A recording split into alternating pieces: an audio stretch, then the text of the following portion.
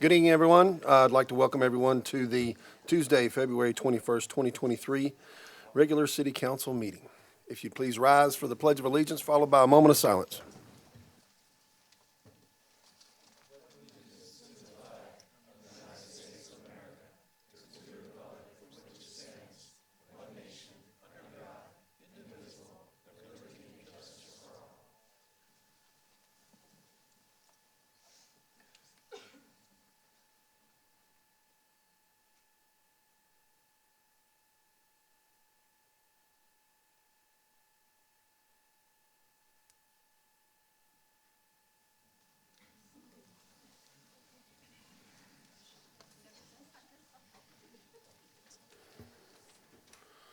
Okay. Let's get started. We've got some special presentations tonight to bestow upon some individuals that did a pretty good job. Actually, a great job, guys. This is a proclamation recognizing the Fort Mill High School wrestling team for winning the 5A state title.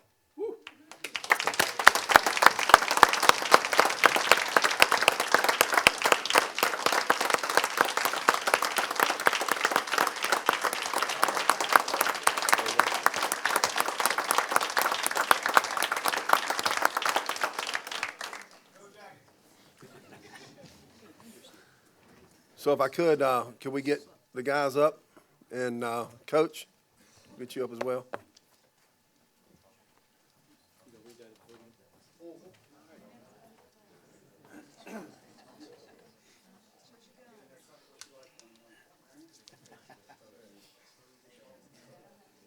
Okay.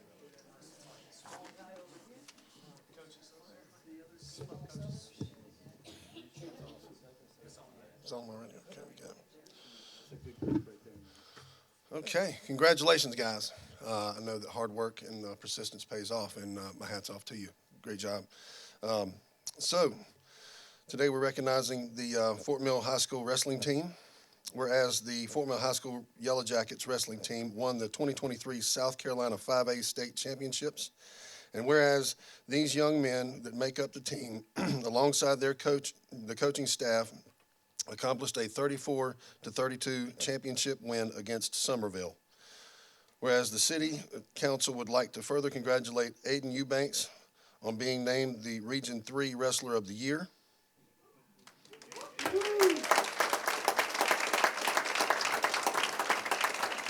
All right. And the City Council would like to commend each player and coach for their leadership, determination, and commitment they all have shown to one another and to this sport. Now, therefore, be it proclaimed, we, the City Council of the City of TGK, do hereby congratulate and recognize the coaching staff and each player on the Fort Mill High School wrestling team for their achievement in becoming the 2023 5A South Carolina State Champions.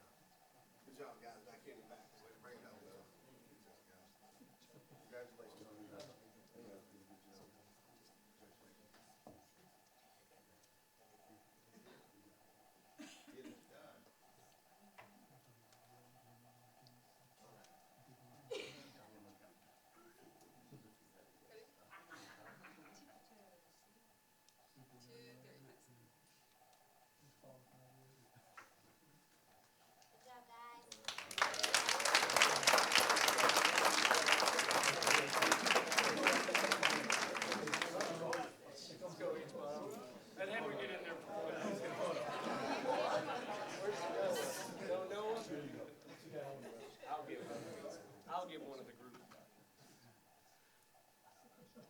1, 2, we got H-bomb in there. Now we're set.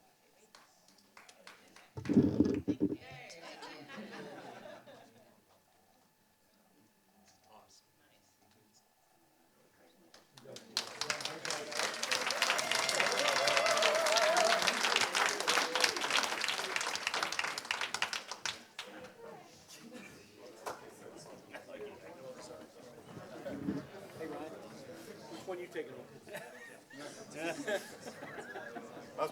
Suck it in a little bit. Straw You know? weight. I'll tell you who I wouldn't take on. The coaches. No. No, no, no, no, no, no, no. Okay. That's America.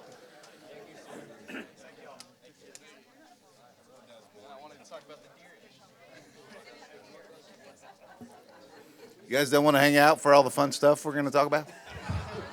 Guys, we'll be out of here by 9. Come on, sit down. What's your opinion on deer? Yeah, can each of you guys take a deer with you on your way out?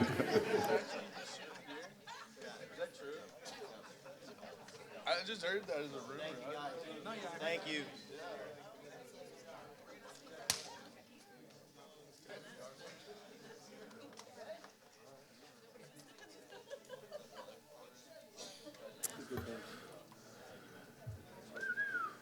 Oh, that emptied out. Okay. I feel a lot better now. All right, the next special presentation we have is in recognition of Chad Holland for his service to the community. Captain Holland.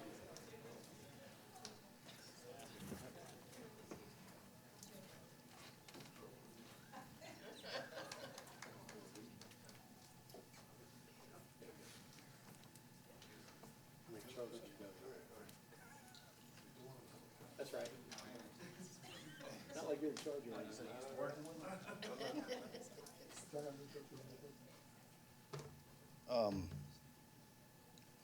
Probably gonna cry. Well, do it loud in the microphone if you're going to. Chief said I wouldn't. So, for those who don't know, it's my brother, Chad.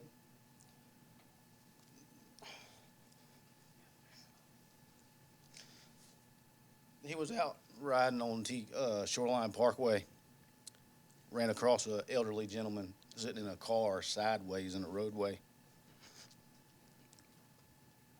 Didn't have to stop. He did. Got out with a gentleman. Come to find out he was suffering from some type of dementia. Chad got him off the road, called me. I went up there, and the guy had no idea where he lived at. We finally got a street name out of him, and we were able to get a name out of him for somebody to call and then get EMS to check on him. Chad went above and beyond and potentially saved this guy's life. Highway Patrol had called. This guy is a reckless driver where he was running red lights, and he was completely out of it. So I commend Chad for that, for stopping.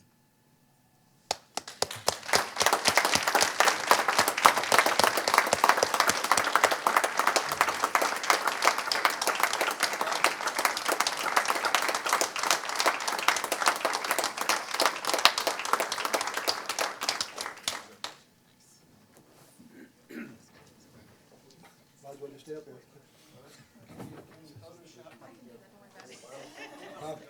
Yeah. Can I move that?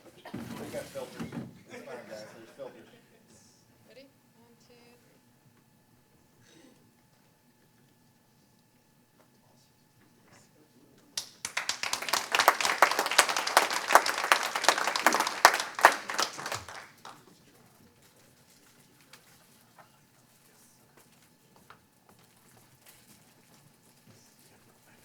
I know. I feel like Vanna White. Okay.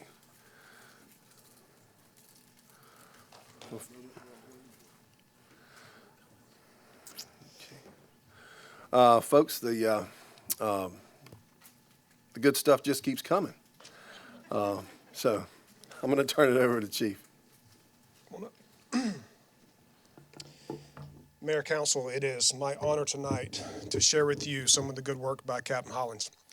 As you saw just a few moments ago, we asked our officers to serve with compassion and heart and empathy, and I cannot think of a better role model than this man right here as he serves over our patrol division to demonstrate that to our officers so they demonstrate that to our community.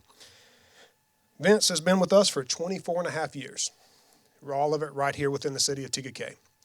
He has a strong love for this community, as you see, and he is proud to stand before you and tell you that he's a police officer, but he's even more proud to tell you that he wears that TKK patch. And anybody that he comes across, that's the first thing he tells them, is I'm a TKK police officer. For 17 years, he served this community in the Drug Enforcement Unit. He's seen the worst of the worst in York County. He's put the worst of the worst in federal prison and made this community a safer place. And for the 2022, Keystone recognizes an officer in their law enforcement abilities and award them with the Mike Doty Award. And most of y'all know Mike Doty. He was an officer at Rock Hill that was tragically killed in the line of duty, and Mike was an excellent officer. And Keystone wants to recognize a law enforcement officer that keeps that tradition and keeps that standard that Mike gave to all of us going each and every year.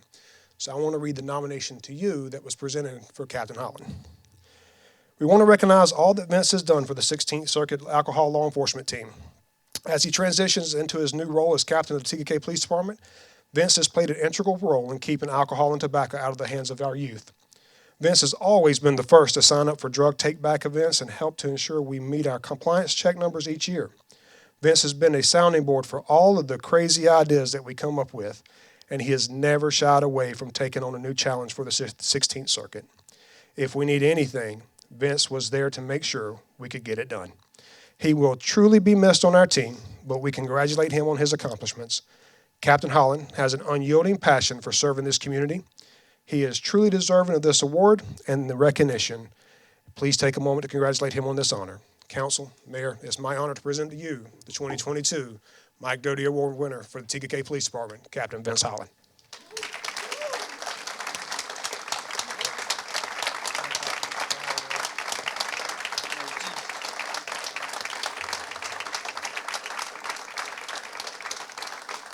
Would you like to say a few words? No, I'm good. Okay, all right. I'm just asking. Just asking.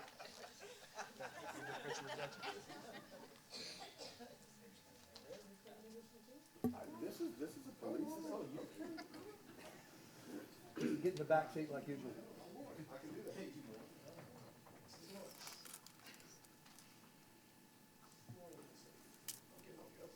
Cup him. There you go.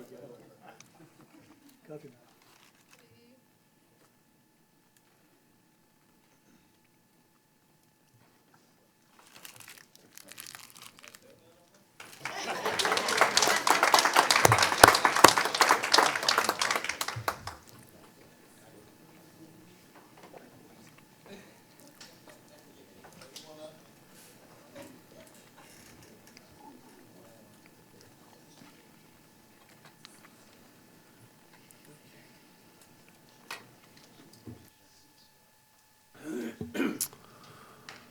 Our next item is a presentation by Phillips CPAs and advisors regarding the financial audit.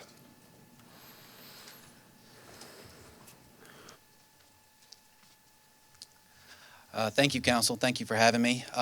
Goodness, I didn't know I was going to have to follow those three wonderful events, but won't take up too much of your time. I know you have a lot of people here, a packed agenda.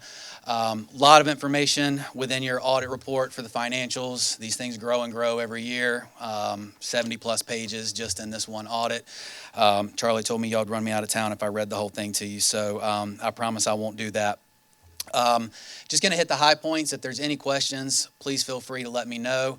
Also, the staff has my contact information at any time throughout the year. If you ever want to reach out to me, please feel free to do so. Be happy to answer any of your questions.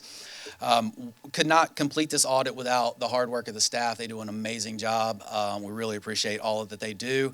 We come in a short amount of time. We ask for a lot of information, more than a year's worth of information at a time. And so we understand that that's a burden on them. So we really appreciate their hard work and all that they do in helping us perform our audit. Just going to start out real quick on your independent auditor's report.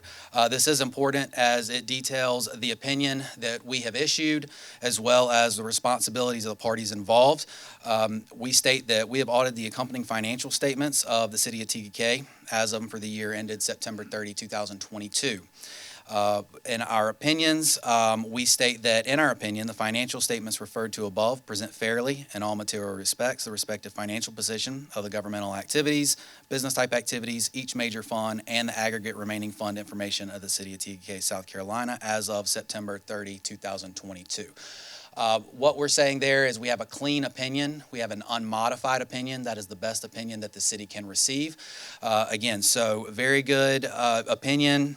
We did not discover any material weaknesses, any significant deficiencies. So again, very clean audit, and the staff is to be commended on that. The rest of this report, we're detailing the responsibilities of management in the audit, the auditor's responsibilities. We have information in there about required supplementary information, other supplementary information, again, things that you're typically used to seeing within your audit every year. The independent auditor's report does look a little bit different this year. They did switch up the order. The opinion used to be kind of towards the end, but now you're seeing it at the beginning of the audit, independent auditor's report. But other than that, typical information that you are used to seeing. Within the financial statements, as I mentioned, there's a ton of information in here. Won't take up too much of your time. I do just like to mention that under governmental accounting and the audit, there are two sets of financial statements within the audit. There's the full accrual basis, and then which is the government-wide, and then there's a modified accrual basis, which is the fund financial statement basis. And so those can be kind of tricky sometimes because you're seeing multiple financial statements, and the primary difference between the two is long-term assets and long-term liabilities. So there's some reconciliations in there that you will see, and again, those are typically the differences between the two sets of financials. Within the MD&A, which is the first little bit in the audit, you'll see on page 7, I do like this schedule. This is showing our government-wide financials, and it's really, this gives you a good comparative from 2022 to 2021. So you'll see that on page 7, and then you'll also see the change in the net position on page 8. A lot of numbers here. Do just want to point out on page 7, if you look towards the middle of the page, you'll see our net position, total net position. We do have a positive total net position across the governmental activities and the business type activities. So very positive there. It does happen occasionally that we do have that as a negative, primarily, especially after the implementation of GASB 68 some 6, 7, 8 years ago now. But TEK has done very well in managing that, and so we do have positive, again, net positions across the board, and a positive total for the whole city of 25 million. On page 8, we have our revenues less our expenses on the government-wide, and you will see down at the bottom of that schedule, we do have an increase in net position, again, across the board for the government-wide, for the governmental activities and the business-type activities. So again, very positive financial results for the year on the government-wide financial statements. So that's a summary of the government-wide financial statements. A lot of good information in this management discussion and analysis, but what we will do now is just look at the basic financial statements. They start on page 11 of the audit report. This is what, starting on page 11 and 12, this is really what we saw in summary form in the management's discussion and analysis. So I won't go over this, but again, this is your first set of financial statements. That's the first 2 pages. Your second set of financial statements starts on page, that's the fund financial statement starting on page 13. And this is, you'll notice the difference here, and I'll just kind of point those out. I mentioned the full accrual basis, the modified accrual basis. So where in assets on the governmental activities, you saw some very large numbers as well as liabilities. You're seeing slightly smaller numbers here, and you can see that within this on page 13 in our assets, we don't have any capital assets. So we don't have any long-term assets that we're depreciating over time. We just have our current assets. So you can see that's primarily made up of cash, cash equivalents, receivables, other items and assets. And then we have our liabilities. Total liabilities 1.174 for the year. So we do have a very positive fund balance for the year. Total assets are at 12.94. Total liabilities at 1.174. A little bit of deferred inflows of resources there. And so we do have a total fund balance across our governmental funds of 11.622 million. And so that is good. Positive is good. One metric that you typically want to look at, and everybody has a kind of a different opinion on this, but a lot of times what you want to look at is you want to look at your fund balance that you have in relation to your total expenditures for the year. And you really don't want to dip below 30% on that, and so we are above that, so that's good. Our total expenditures on page 15 are 26.179 million for the year.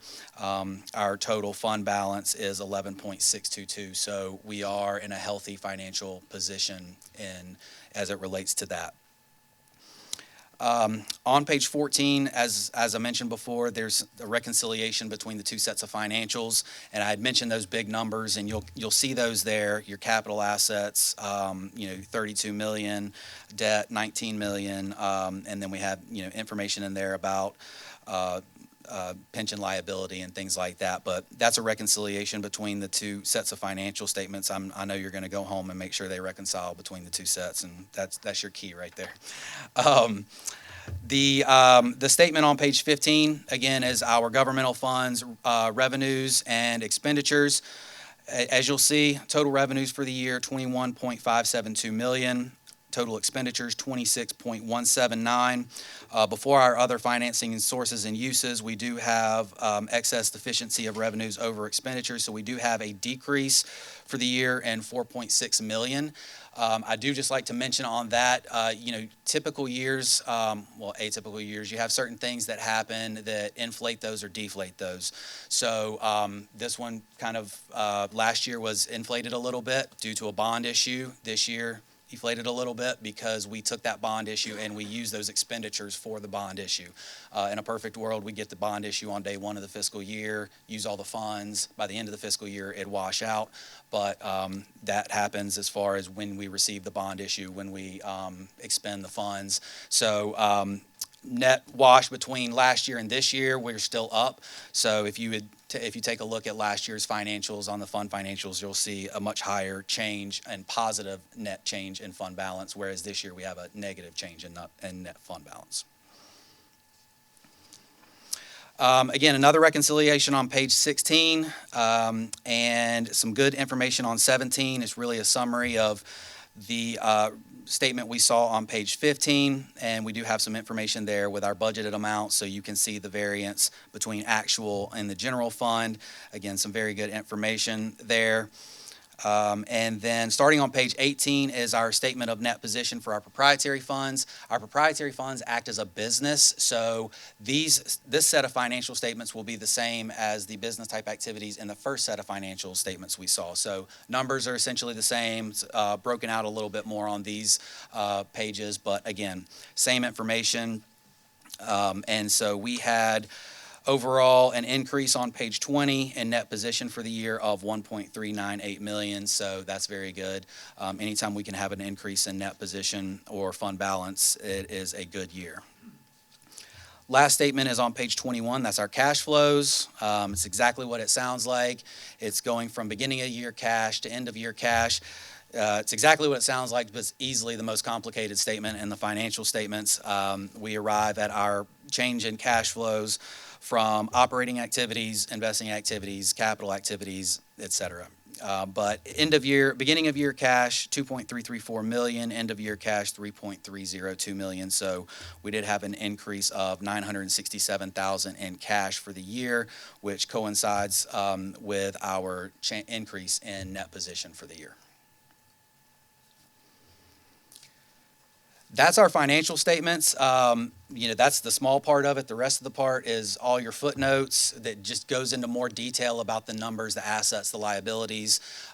There's a 9-page pension footnote that's required. There's a lot of good supplementary schedules, information on the funds, breaking those down, the special revenue funds, whether it be beach club, golf, whatever the case may be. A lot of that information is in there in the back. It just supplements those financial statements on the front, as those were a total. So encourage you to look over those, but I will not read those to you. And there were no new GASB statements to be implemented for the city of TK this year. There's always a new GASB every year. They make the same GASBs for the city of TK as they do for the city of Chicago. So most of the time, the GASB standards do not affect smaller municipalities, but we do always have them. We review those every year and implement those as necessary. Anyone have any questions? Awesome, exciting stuff. I know it's going to put you to sleep tonight, right? How, your expert opinion as an independent outsider, how are we doing? Doing great. Doing great. We're building every year, so that's really good. I present financials to a host of governmentals, municipalities, special districts. You know, some of them are underwater on a net position level. You know, school districts, for instance, I mean, they have such a high net pension pension liability that they're under, but doing very well, and you know, it keeps going up, and that's what you want. You want it to you want to build that fund balance, build that net position for the future. Is there anything that you could see that we need to get in front of that's going to be coming? That's my next question. Yeah. Thank you. Not as far as an auditing standpoint. I mean, you know, you always want to, and we talk with the staff on this as far as upcoming GASB implementation, GASB standards. As far as that's concerned, no. I know we have the conversations with Charlie and Bob and everyone in the staff as far as what's coming down in future years and how to approach that.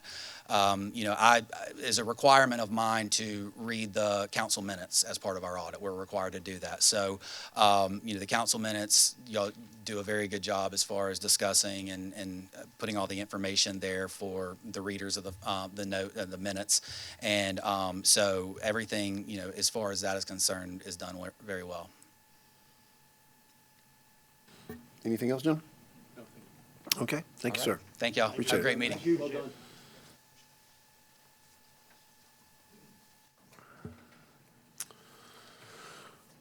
We have one more presentation this evening by Collier Engineering of the Center City Mixed Use Plan. Kara. Okay, Kara's here. Okay.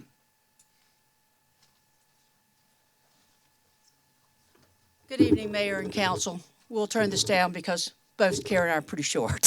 So. We hope our presentation's short too.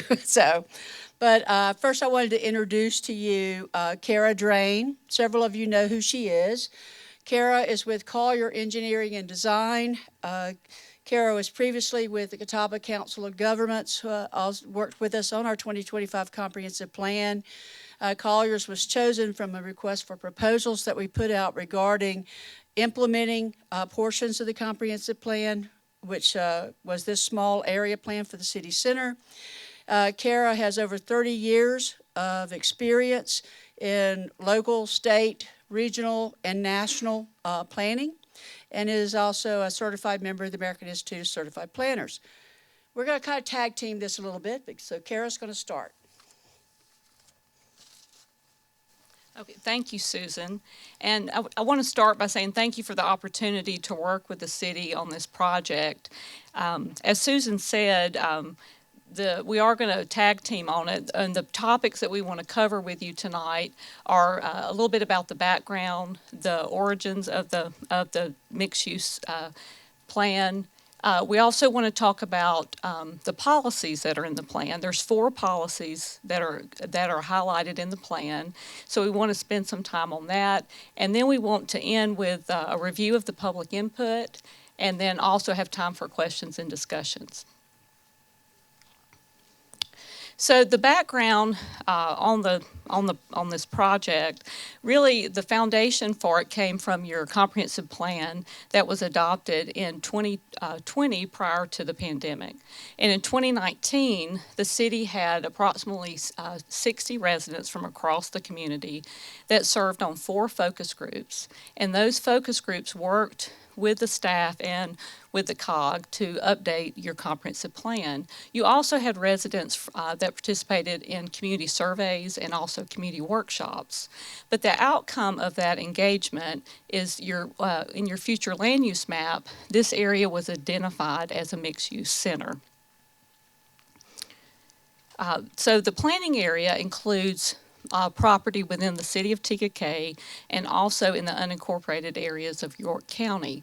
Approximately 70% of the area is in the city and the remaining 30% is in the county.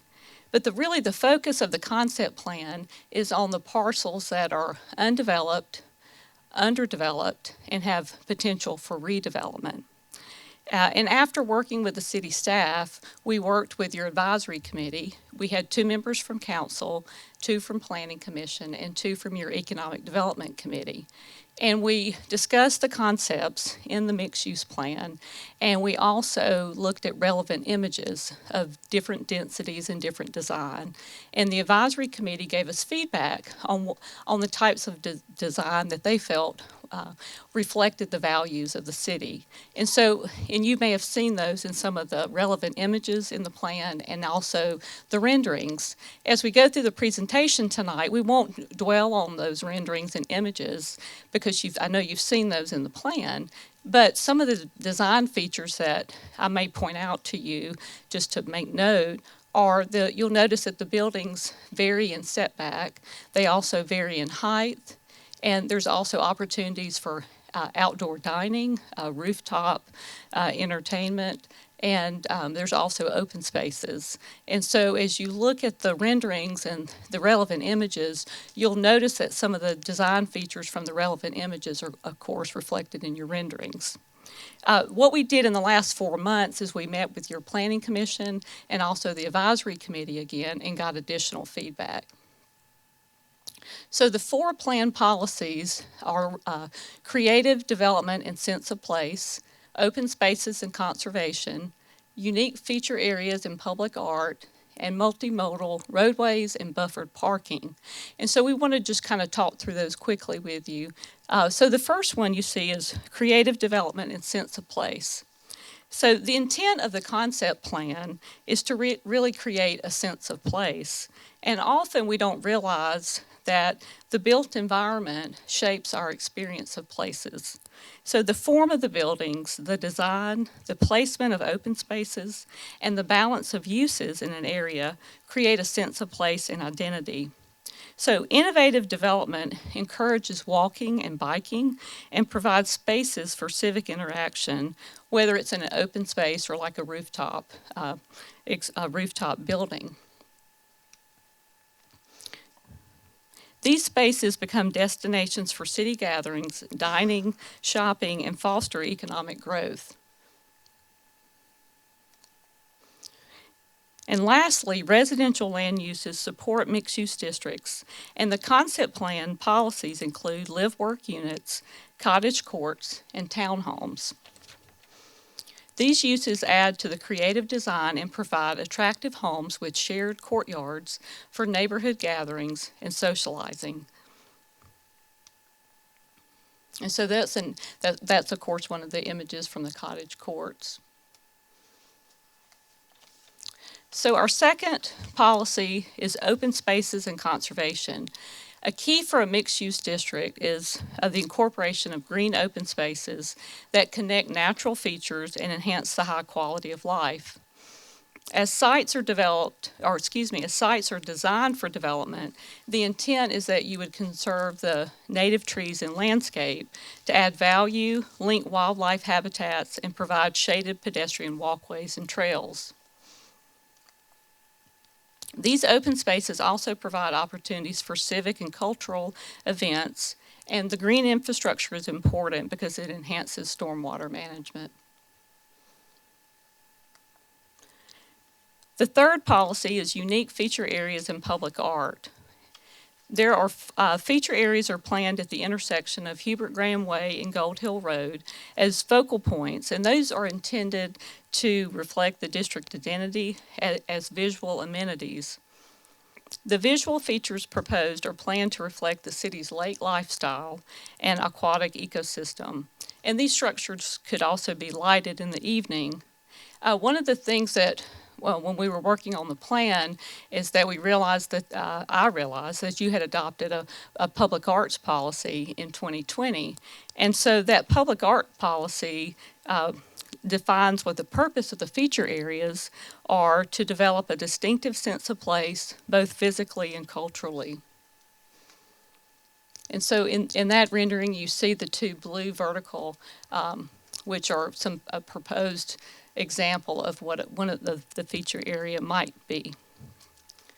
And then lastly, multimodal roadways and buffered parking is the last policy we want to talk about.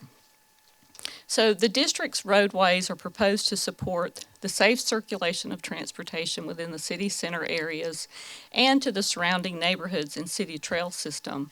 There are internal connections shown on the concept plan with ingress and egress at key locations on Gold Hill Road and Hubert Graham Way.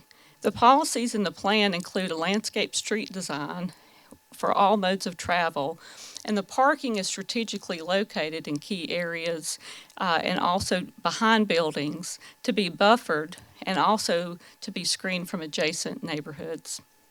And automobiles are an important part of a mixed-use district, so you do have to plan for them.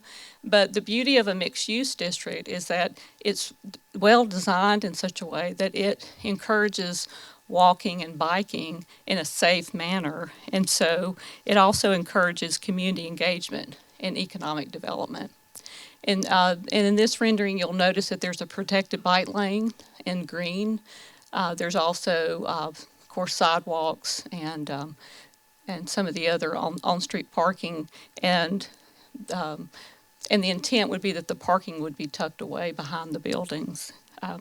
So with that, I'm going to turn it over to Susan, but one thing I will say on the concept plan is that this reflects building heights and land uses, and then also incorporates open spaces and opportunities for the roadway connections and parking that we discussed. Susan? Thank you, Kara.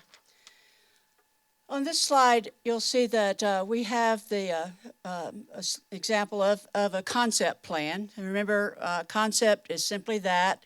It's perhaps a guide to try to physically and graphically show some of those principles in action. The plan is a proposed update to the adopted TKK comprehensive plan. It will address the building heights, the particular land uses. It has to be a local reflection of the morals and the values that were included in our comprehensive plan. It reflects a balance of new development, services, environmental protection, and innovative design. It is an amendment to the comprehensive plan and has to be adopted by ordinance by the council. I want to be clear here and say what it is not. The plan is not a regulatory document. It does not zone the property within the planning area. It is not a master plan for land development, but instead it's a guide for future annexation and redevelopment. I wanted to be clear in that in your mixed-use district, zoning district, which is in your zoning code already, there is a requirement that any new development or redevelopment plan has to have a master plan to accompany their application. That master plan goes through a discretionary process. It goes to Planning Commission. They have their input on it. Then it comes to council. Then you have a public hearing on that. So we have community input. And then that master plan will be adopted as part of the development. It's very similar to some of the process you've already gone through with a planned development district. The main difference is that a mixed-use zone is very specific, and it has much stricter standards than the planned development district, which is more of a negotiation between the government and a developer. This says the developer has to have these elements within his development, and there is no leeway for him to get out of that, so to speak. Our next slide is a review of the public input. As I said, our intent here is to receive public input from public groups, from Planning Commission, from council, and we're still in the process of tweaking this plan to include a lot of that public comment. Some of the things that we have heard, I want to make a clear distinction that, again, the majority of people didn't realize that the map exhibit is a concept. and it's not a development plan. I think once we made that clear, then I think a lot of the misapprehension and misconceptions went away at that point. Some of the things that were addressed as concerns are already addressed in your mixed-use zoning district. Some of those things are things such as required landscape buffers between existing residential and new development, the types of uses that would be permitted in the mixed-use zoning district, noise control, abatement from mixed-use buildings to adjacent residential, external lighting control, stormwater, natural resources, crime prevention. In your mixed-use zoning, there's already discussions regarding things that have to be put in as elements of a crime prevention plan.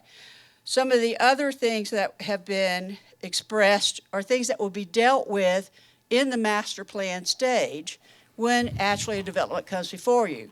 Those are things such as traffic control and mitigating impacts, because at that point in time is when their traffic analysis would be done and the engineering plans would have to be submitted. Things such as the effect on police, fire, EMS, that would also have to be addressed. Part of the design standards would call for the proper turning radius for the fire truck. Those are all things that are reviewed as part of that master plan process. There were also some very positive things that came out. Like a lot of people were very enthusiastic, really, about the idea of having restaurants and trail connections and walkability and public gathering spaces. And one comment that was really, I thought, sums it up, is they would enjoy local access to quality shopping and not strip development. Why is planning important? You want me to do this one or you? Okay. Well, in this particular area, it's very important because this is the gateway to our city, the traditional city of TGK. It is the center of our city, because that intersection of Gold Hill and Hubert Graham acts as a fulcrum. Because one direction, we have the traditional areas of the city on the peninsula, and in the other direction, we have our new developments. That it shows that unique identity. As I said, it's our gateway. It promotes revitalization. There are especially properties that are within the county have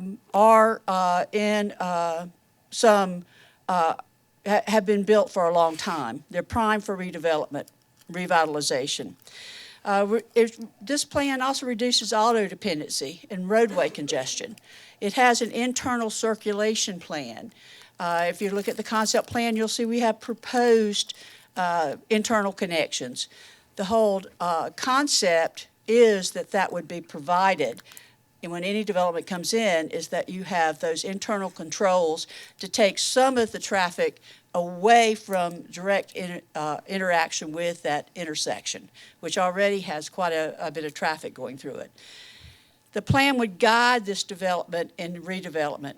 It would move away from what is there currently in patterns that are not sustainable for the city. It would create a new economic value. It leads to high-quality design with greater flexibility and control. Now, what are the economic advantages of mixed use? Well, mixed use provides a compact mix of those uses.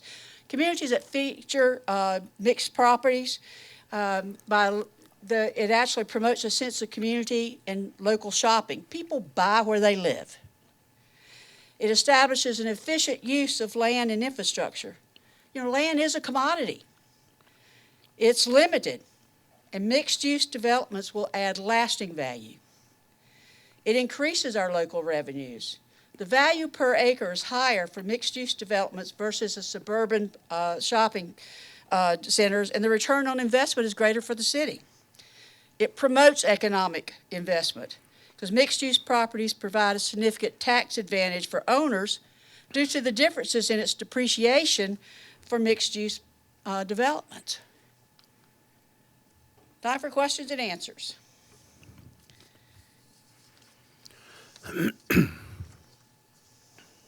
A good job on the presentation. The question I have is, so this is a concept plan, and I understand the difference with the concept plan, and then a developer may come in and purchase, and we have to do the mixed-use development and master plan and all that. But my question and maybe confusion is, the concept plan, we're showing,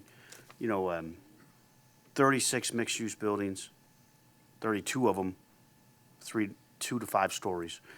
And I personally do not. Your corrected plan is, we have eliminated that. It's now no higher than 4 stories. 4 stories. Yeah. So, still, in my opinion, the entry to TK, I don't want mini Charlotte. So I'm concerned that if this concept plan, if this gets added to the comprehensive plan, then developers are gonna be looking at that as like, this is what we want, and they come in, and then if the council at that time, whoever it is, they come forward with a plan, and they feel like I do and say, well, I don't want, 32 4-story buildings, at the intersection as we drive into town, are the developers gonna be turned away? And so would it make more sense to have the concept plan reflect not such an urban environment? Okay, so to answer your question, a mixed-use development is an urban environment. So that's one thing, that it is urban. But the scale of it can be appropriate for the city. So for example, if you look at a lot of the rendering images are mostly 2 to 3 story. There's a couple, I think, that are 4 in a couple of places. So, and the majority of those structures that are shown on the concept are within that 2 to 3 story. So if you look at them, I used to know how many, but I can't remember how many there are. But the majority of them are 2 to 3 story. Okay. And then we also have 1-story structures, and those are located closer to the corridors, you'll see. And a lot of that allows for lower structures closer to those corridors. And then as you look into the district, you have some additional height. With the topography of those areas, especially on the south side of Gold Hill Road, some of that may even be more of a enhancement where it's not so much where because there are changes in the topography on that side. You have a water tank that is there now. And so a lot of it, if you notice in the renderings too, we try to show the water tank too in the background so you kind of have a perspective of where you are. But one of the things to keep in mind is the concept is just that. It's a concept. If it's a part of your if it's an amendment to your comp plan, it's a policy, so it's not a regulation. So if a developer comes in and says, I would like to develop these parcels they've assembled, and they want to do redevelopment, or they may want to do a greenfield, then that concept gives them the framework for what you would want. It's not prescriptive. You may want to add something to that, or do you want to add anything to what I said? I think you got it there. It's not prescriptive, is the point there.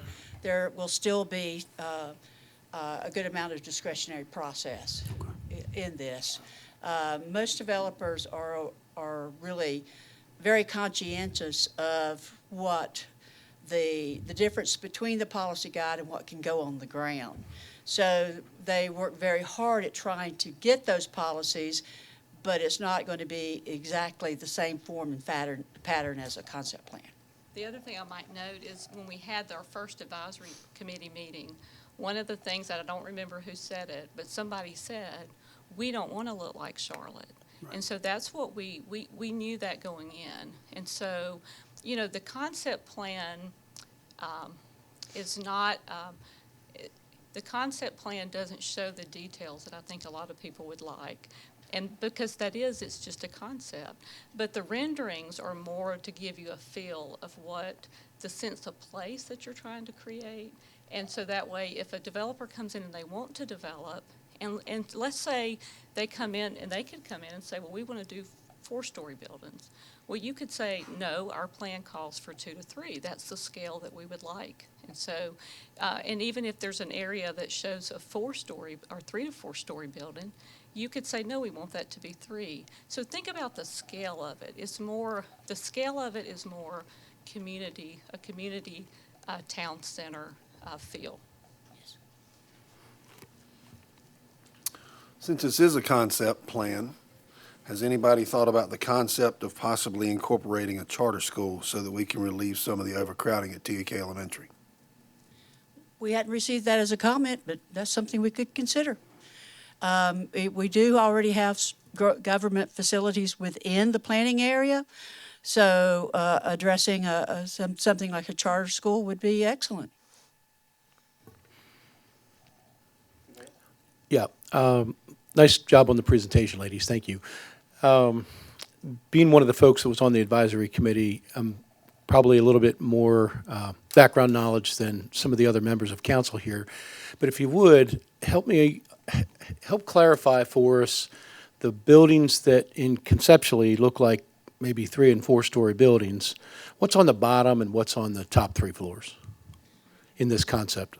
Yeah, I'll start first and then give it to Kara. In your zoning requirements for a mixed-use district, all ground floor has to be some form of retail or community space. It has a description of the types of windows, the openness to the streetscape, that sort of thing. So it wouldn't be residential.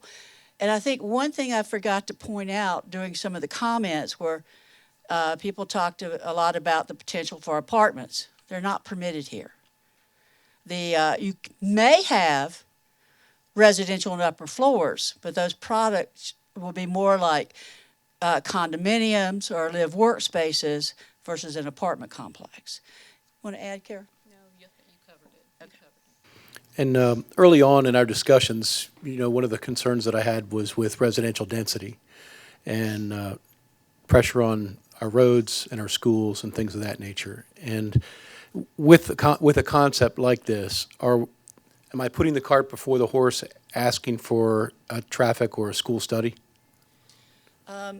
That would be a requirement when we have an actual development plan that comes before us.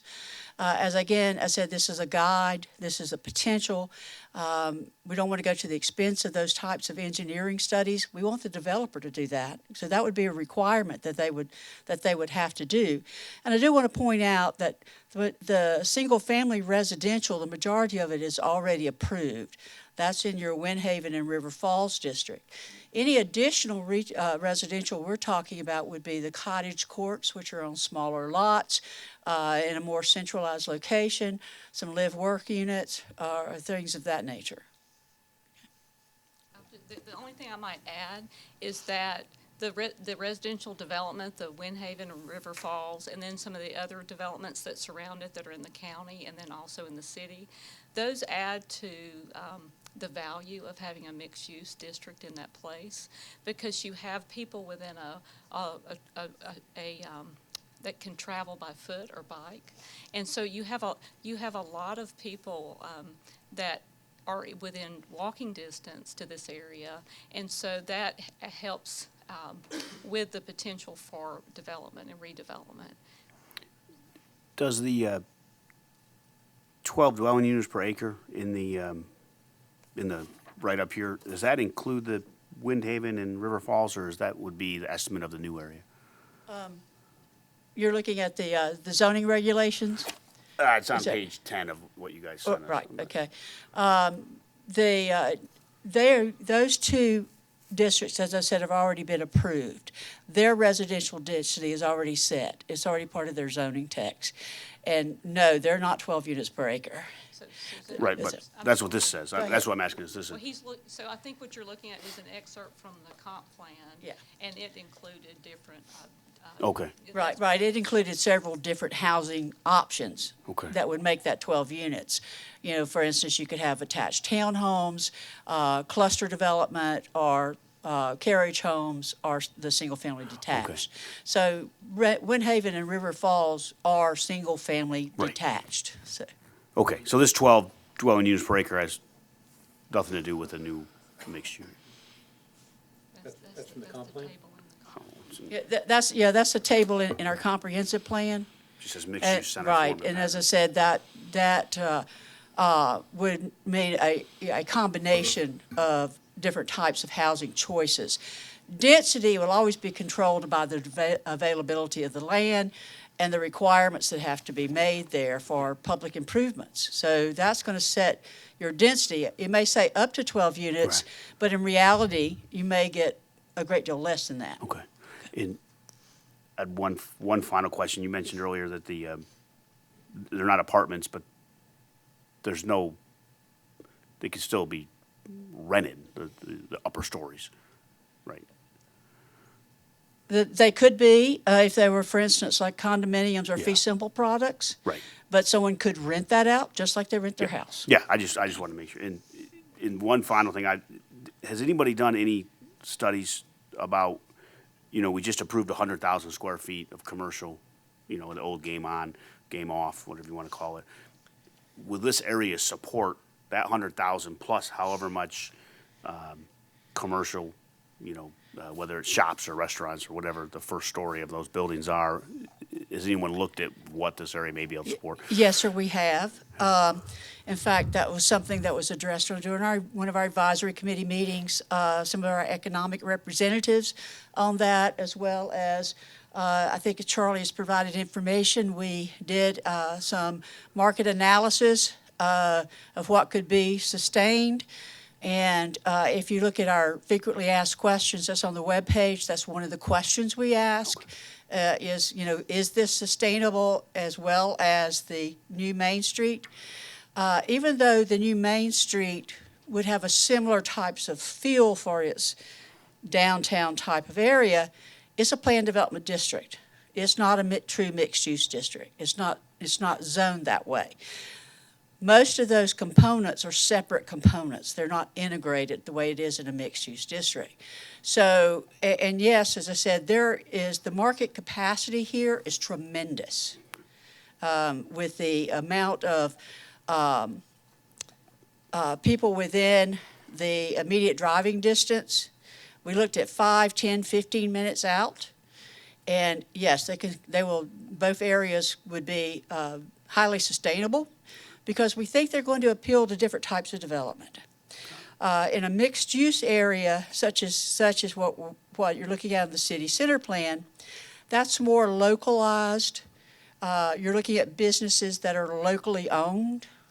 It's not outside developers coming in, and would be even though we would have public development, private development is publicly driven, which is a difference from what is happening on Main Street. Okay. Thank you. Appreciate it. Got one last question, Susan. So what happens when one piece of the land for Center City is not sold and not offered up? You're asking if it's not sold or annexed? Okay. Because there's multiple owners, right, of this There property are. in question? There are indeed Okay. multiple owners. I've talked to a lot of the property owners that are within the county. They see this as adding value to their property, and also helps them in marketing that property. We are a highly desirable area to live, so I see that property becoming a valuable asset.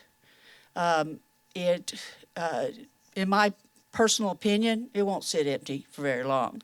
We've already been approached by several different property owners for different types of development, and we said, wait, let's do this plan, and then you'll see what is most desirable, and that's what the city would like versus some of the current strip development that's going on.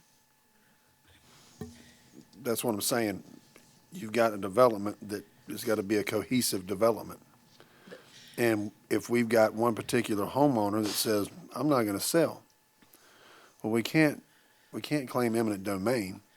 So what happens? We have a hole in the middle of the city that's somebody's private residence that's just been here for 40, 50 years, or a business that doesn't want to sell, we're going to leave those holes in there? I mean, I know everybody says that everybody has a price, but I can tell you that there are some folks that live over there that it doesn't matter how much money you've got.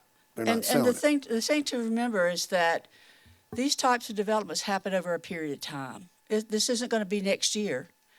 This is a 5 to 10 year plan. It's going to develop over time. And as it develops over time, you look at we're not talking about everything being developed at once. It's going to be developed in phases and in pockets. So as those pockets are developed under the principles that are in the plan, then the next phase would have to adhere to those same types of principles and have to connect those streets, have to have those same types of amenities.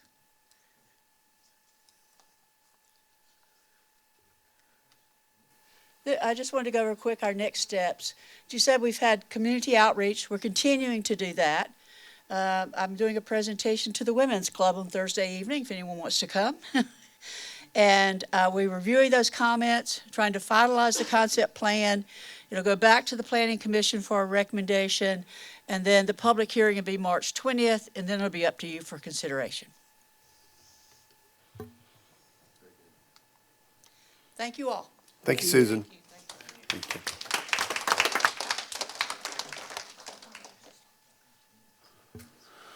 Okay, our next item on the agenda is public comments. So if everyone would please remember to come up and state your name, your address.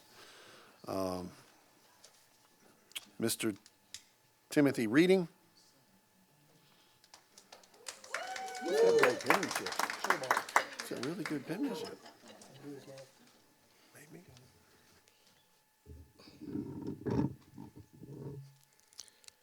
Hi, good evening. My name is Timothy Reading. I live at 7100 Anchorage Lane, and I am the new president of the newly formed TKK Pickleball Club. We formed the club. Thank you. We formed the club exactly 1 month ago today, and as of right now, we have 180 members. 137 of those live right here in TKK. So 76% of our membership resides here in the city. The club was formed with the mission to foster, grow, and support the teaching of pickleball for all ages, and to work with the city to maximize playing opportunities and provide resources for skill development as well as social and competitive events. To this point, we're finalizing plans right now with Pickleball Charlotte. They have 2 facilities, one in Ballantyne, one off of Westinghouse Road, to help to collaborate with them to have extra playing space, court time, and have use of their pros and trainers to help people within the club who are looking to learn the game or develop their skills on that. And to that point, that's kind of what goes to the heart of a lot of discussion of pickleball nowadays here is, there's so many people who want to play and so few courts. And we're looking at ways to help kind of alleviate that. And that is one way, reaching out to some other people outside of the city to be able to go out and use their facilities. And we're able to bring them, a couple hundred people as potential members of their clubs and usage. So it's kind of a win-win for both situations on that. As you all know, there's phenomenal interest of pickleball here in TKK. All right, we're listed multiple times on the master plan in the city survey that's out right now, and I'm sure all of you guys have received your fair share of opinions and comments from all of us on what we think needs to be done or we'd like to see here in the city. And and until the city center that we're talking about here is built, and in reality, the pickleball courts have become TKK's town square. On any given day or night, you go down to the courts and you're guaranteed to see, friends and neighbors and all out there playing. It's a place of, congregation for a lot of people here in the city of TKK. So I'm here tonight on behalf of, not only just the 180 members of the club, but everyone who plays pickleball here in TKK, who all we want to do is we just want to play the game. We all love it and we just want to be able to play. So we're here and we're asking you to consider your consideration for adding and building more pickleball courts here in the city. Thank you very much. Thank you, Tim. Anna Hatcher.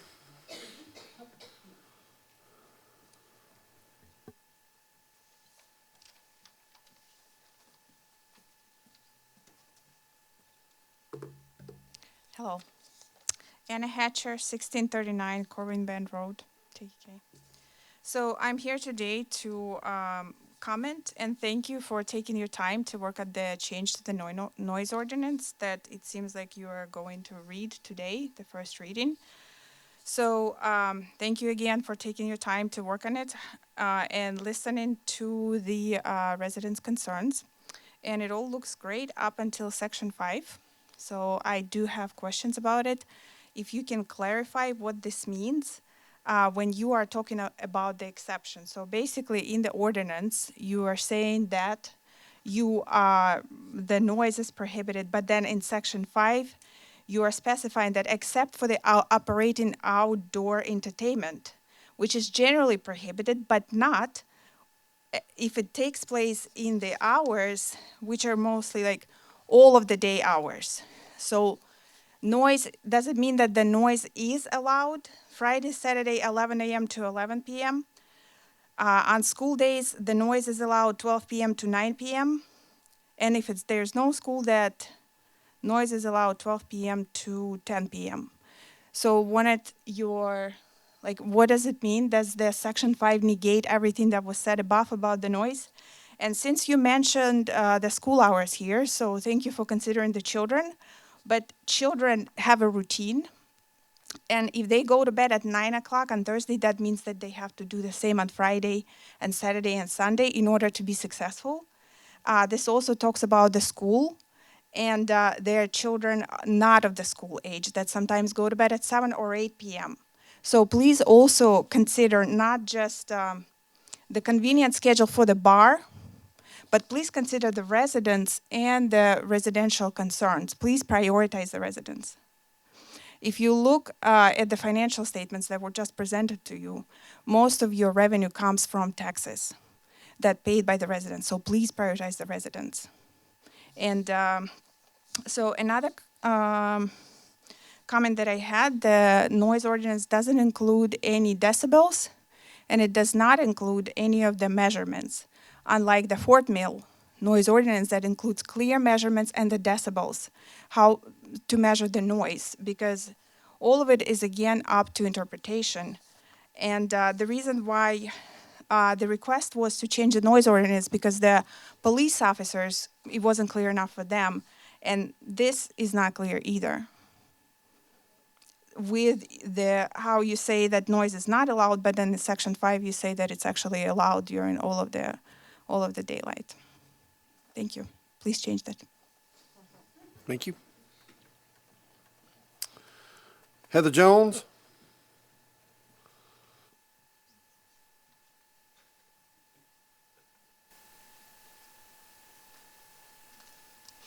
Evening. My name is Heather Jones. I live at 2109 Bonneville Way. I'm actually here on a bit of a personal topic today. I wanted to speak about the piano that was lost during the water damage over Christmas. For anybody who's not familiar, when the pipe burst in the Glendon Center, which I'm sure most of us see the evidence of, it's being worked on, and I appreciate seeing that progress. One of the casualties was a baby grand piano that's actually in the hearth room behind us that is owned by the Music Teachers Association of TKK. And that's a pretty significant loss for that group. I personally care a lot about this. I was a band kid growing up. My husband's actually a fairly, he would say, unprofessional pianist, but he's actually very good. And we actually, up until a moment ago, owned a baby grand piano. We actually had been considering offering it to the association as a donation and found out it had actually sold back on our consignment on Texas after sitting, of course, forever, literally the day that the accident happened. So I have a little bit of knowledge about instruments and these things. And I've seen a lot of community discussion about it, and there's currently a GoFundMe trying to support replacing this piano that's stalled out currently at about $1,600 of their $9,000 goal. And I'm just here to ask council if there are any ways that we can support those efforts as a community and also kind of let the rest of the public know what's going on. Because I've heard a lot of concerns of, well, there's free pianos everywhere. Why can't you just get one of the ones that you see on Facebook or things? And these are all very well-intentioned comments, but your grandmother's upright piano that hasn't been tuned in 20 years is a much different instrument than one that you would be having a lot of students play on a regular basis, which is what that piano had previously done. It was used for a recital over the Christmas season before the accident happened. It's a key part of the Piano Teachers Association working towards their nonprofit status so that they can offer recitals, so that they can have it available for if someone's having a wedding here, they could rent the piano for their pianist to play. And also, just as a community, I know TKK values culture and a whole lot of different interests, and having a piano available for our students versus them going to Fort Mill or other locations, that we can have it here in our community for our students to play on is is something I'm very passionate about. Part of why there's an issue is that with an older instrument, you can't insure it for its full value because it depreciates. That's part of what they're up against. $9,000 is a deal for a baby grand. Baby grands start at $35,000 usually for a recital call thing, and so the teachers have done that. So I would just encourage council, if there's any way to help support a fundraiser or to get the word out to the community. I know that the Teachers Association would appreciate it. I think this is something that it would speak volumes for us to say as a community, we value this. We value having this instrument available for our kids to use, for the students to come play on, so we can have future recitals that the students can come and for our community to come listen and enjoy, or to bring in musicians to play as a community activity on a quality instrument for everybody to be around. And it's similar to books, having it just its mere presence increases community and culture, the same way that having libraries, even whether you're reading the books or not, they've shown increases literacy and appreciation for that in the community. Thank you. Thank you, Heather. Thank you, Heather. Liz Duda? Okay. Jean Bandolina. Okay, gotcha. Thank you. I'm going to ask that you guys look at this picture beside it. Okay. Oh, my glasses. Sorry.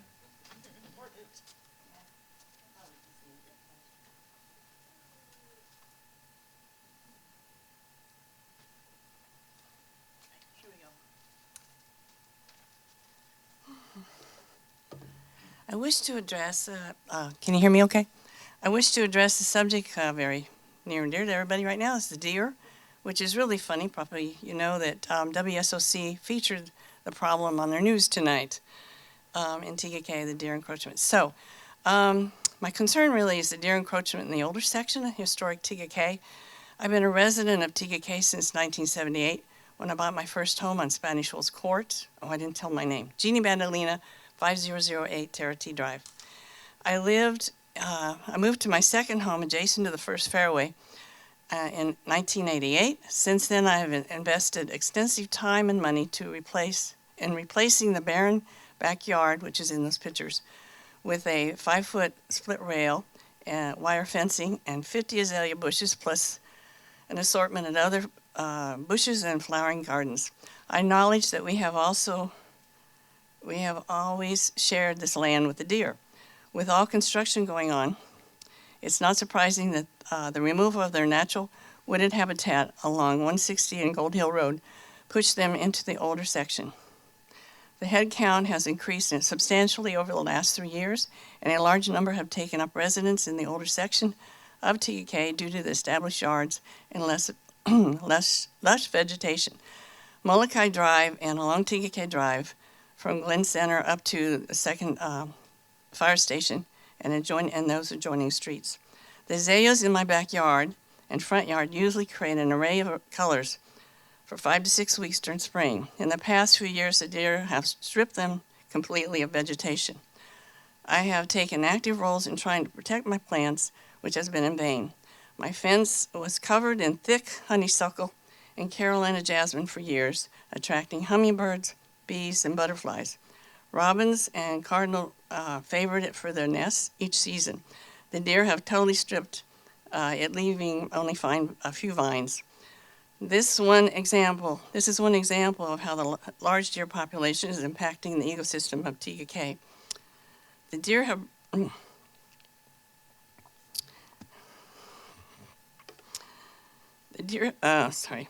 have broken my backyard, my back gate, and damaged my fence. I will have to pay someone to make a new gate and reinforce the fencing, which I know is futile in this situation and doesn't resolve it. 30 deer plus live in the ravine below my house. At around 10 p.m., they linger in the medium along each side in TKK Road between Molokai and the fire station. I traveled a crawl I crawl along here when I drive in that section, and 2 weeks ago I hit a young buck that jumped out in front of my car. A TK officer stopped to check on me as I pulled over to look for the damage. She told me deer collisions have been happening on a regular basis now. I acknowledge that much has changed in TK once it was incorporated in 1982.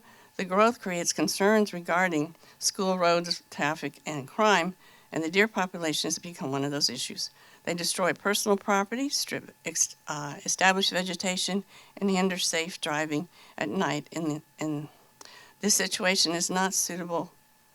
This situation is also not suitable for the deer.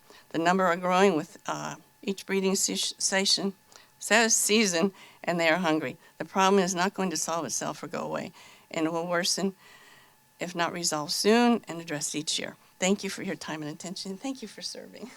Thank you. Thank you. Oh,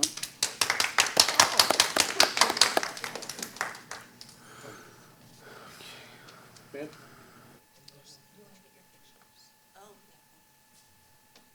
thank you very much. Oh, by the way, all the flowers in these pictures are now gone.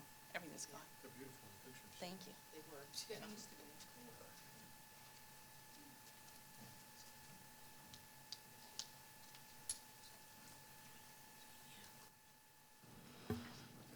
Okay, that concludes our public comment section. Our next item on the agenda is approval of minutes. Gentlemen, do we have any additions, deletions, subtractions, comments, discussions? Can I Okay, make a motion that we approve the minutes, Mayor? absolutely. Do I have a second? I have a motion and a second. All in favor, say aye. Aye. Motion passes unanimously. Our next item on the agenda. Committee reports. Councilman Machunas, if you would please take it away. So the Economic Development Committee met, and for the last 4 years, I do believe, Jim Stalford had been the chair. He resigned as he moved out of TKK. The acting chair, Ashley Rabin, called it the meeting to order.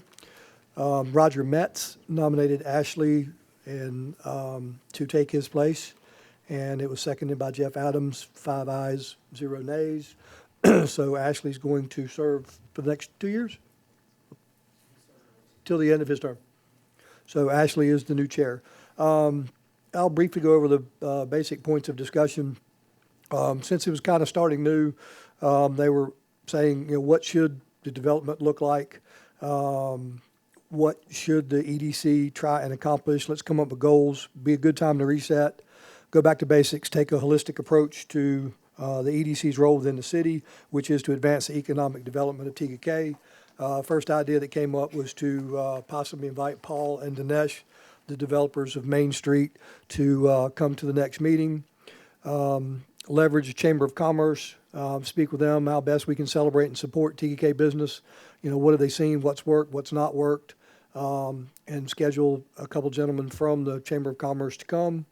An old idea resurfaced to highlight a business each month, interview the manager or owner, ask just a few questions, and then promote them on Facebook, city pages, this, that, and the other. Talked about doing something with the leftover COVID-19 grant money to see what could be done with that. It was brought up by Charlie that we had a new social media manager. Welcome, Gretchen, if you're still here. And how could we utilize her talents to help us have a screen playing videos spotlighting TKK businesses during city events, games, that kind of thing. Also discussed inviting our new social media manager to the next meeting. And for the next meeting, they asked every member of the EDC to bring one idea or goal of what each one of them could do individually and what the committee could do to advance the economic development of TKK. Thank you, Councilwoman Machunas. Planning Commission, Councilman Shirley. Nice job, EDC. That's a tough one to follow. I'll follow it with this. The Planning Commission did not meet this month. We did not have a quorum. However, they did have a unscheduled meeting tonight to discuss the pennies for progress. So we'll be looking forward to hearing from them tonight, I'm sure. While I have the mic, I'll also, if you don't mind, I'll talk about the Parks and Recs Ad Hoc Committee. I attended that meeting as well. Hats off to the folks that joined that committee. For those of you that aren't aware, that committee was formed as a request from council to gain some knowledge and vision from the community on what the community wants to see with our Parks and Recs going forward as our community grows. Several members have joined that committee. They did meet this month, and there was a quorum. One of the coolest things that they've worked on, that they developed, and some of you may have seen it, is they developed a survey for the community to have input on what our Parks and Recs department should look like, what our Parks and Recs facilities should look like, and anything going forward. There are several questions on there that folks can check off if they're interested in the Parks and Recs department pursuing that. There's also write-in, so if you have a special interest that's not on there, you can certainly write that in. We're going to keep that survey open for, a couple of months, Dustin? So we can get all of the input that we can from the community, just from the TKK community, please, but share that with all of your local friends and make sure everyone gets a chance to fill that out. Pickleball is on the list, and I do support you, and I'm a member of your organization. Thank you for forming that. Thank you, Councilman Shirley. TK Forever.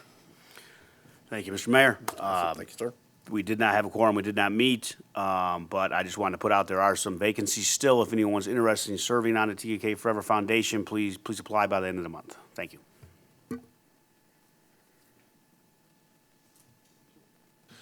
With that, we'll jump right into the renewal agreement for the Carolina Ski Show team.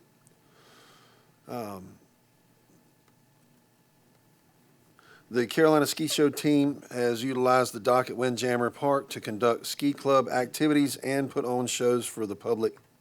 The current agreement between the city and the Carolina Ski Show team to utilize the dock has expired and needs to be renewed. This agreement permits the Carolina Ski Show team to utilize the dock at Windjammer Park beginning February 21st, 2023, to conduct ski club-related activities and predetermined dates and times. This agreement will renew for 5 consecutive one-year terms. Gentlemen, do we have any discussion? I'd like to make a motion. Do I have a motion? Mr. Mayor and Council, I'd like to make a motion to approve the renewal of the agreement with the Carolina Ski Show team. I have a motion. Do I have a second? Second. I have a motion and a second. All in favor say aye. Aye. Motion passes unanimously. Gus was just quicker. You were going to say no? I said I love the ski team. I love the ski team, too. They do a fantastic job. I love the ski team. Okay. Next item of business is hearing the Planning Commission recommendation regarding Pennies for Progress 5 projects. If you would, please, Ms. Nance. Thank you and good evening. The Planning Commission did hold a special meeting this afternoon and voted unanimously to recommend the 5 projects as presented to the Pennies for Progress Advisory Committee, which will meet later in the month. Thank you for letting us review it. Thank you. Thank you, Michelle. That would bring us to consideration of adopting a resolution in support of Pennies for Progress 5. Folks, just a little background on this. I sit on the RFATS committee. We have gotten some RFATS funding for some paving last year. We paved Malachi from TK Drive out to the clubhouse. There are some new projects that are already slated for us. Pennies for Progress is a very good project that we have, a very good program that's run. It helps us to build traffic signals and pedestrian signals, and so with that, we've got some other projects within TKK that are slated for next year. So the 5th York County Capital Projects Sales and Use Program, also known as the Pennies for Progress 5 program, will be voted on by residents of York County on November 5th, 2024. This program is a continuation of the previous 1-cent sales tax program passed by referendum in November of 2017. If approved, the collections will begin on May 1st, 2025, with the city responsible for providing the county with a list of prioritized projects for consideration. And like I said, we already have those in the queue. A lot of projects that would be coming up for us. Some of those, we're going to rely on the developers that we have to do the road upgrades that are needed for the area they're developing. So with that, Discussion? anybody else have any discussion on that? Just maybe a point of clarification. Okay. So I heard you mention prioritization. So can someone tell me how that happens? Is that given to us by the county, or do we get a say in the priority? I can jump in on that one. Go ahead. Mr. Shirley. So every time that the Pennies program renews, their board goes to all the communities within York County to hear what those residents in that area or what that particular city would like to see, okay? There are 6 that are listed on the resolution.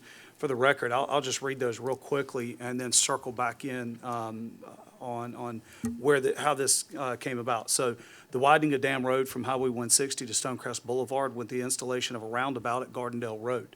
Widening of Sutton Road from Mills Lane to Highway 21. Widening of Pleasant Road from Gold Hill Road to Highway 160.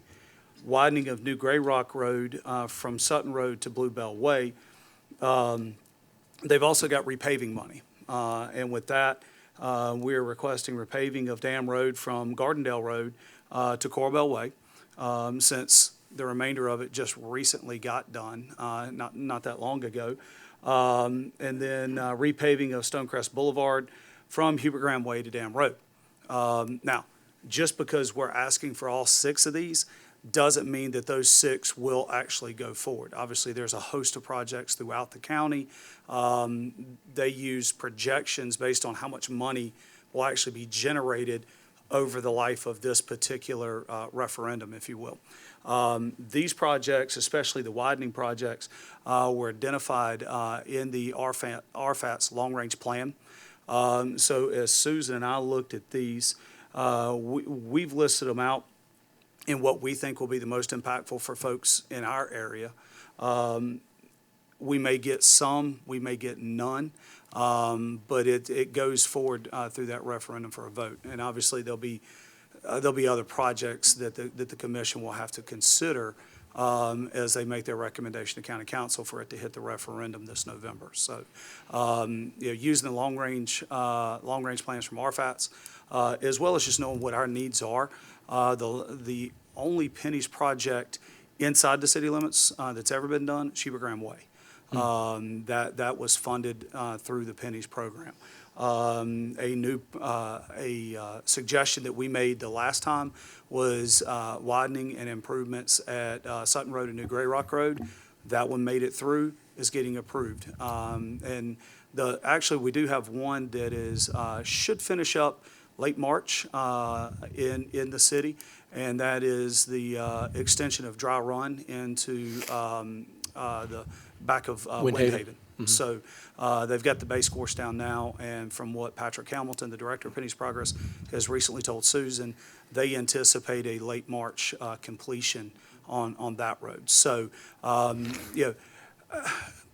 as far as residents go, we're trying to find projects that will immediately impact our residents and make their commutes a little bit more enjoyable. That was really the premise of my question, because selfishly for our residents, Sutton Road and Pleasant Road are probably a little lower on my priority than this roads within the city limits. Except for whenever you have to travel and there's a wreck on 77 and everybody Right. on 77 decides to get on, Highway 21 is getting widened under Pennies, and I think there's some RFATS funds going into it. We don't have a lot of north-south travel ways, especially within the township of Fort Mill, which we are a part of. So as we started looking at that, where do our commuters go Right. other than just 77? And when they are on 77 and need to get off, how can we help them get home a little easier? So that's why we identified the Pleasant Road, Sutton Road, because we do realize that we do Fair have enough. a lot of commuters that are utilizing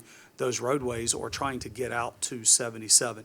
the opportunities inside of TKK are somewhat limited, if you will, but the good thing is Dam Road, Gardendale, and New Gray Rock are all state-owned, maintained roads.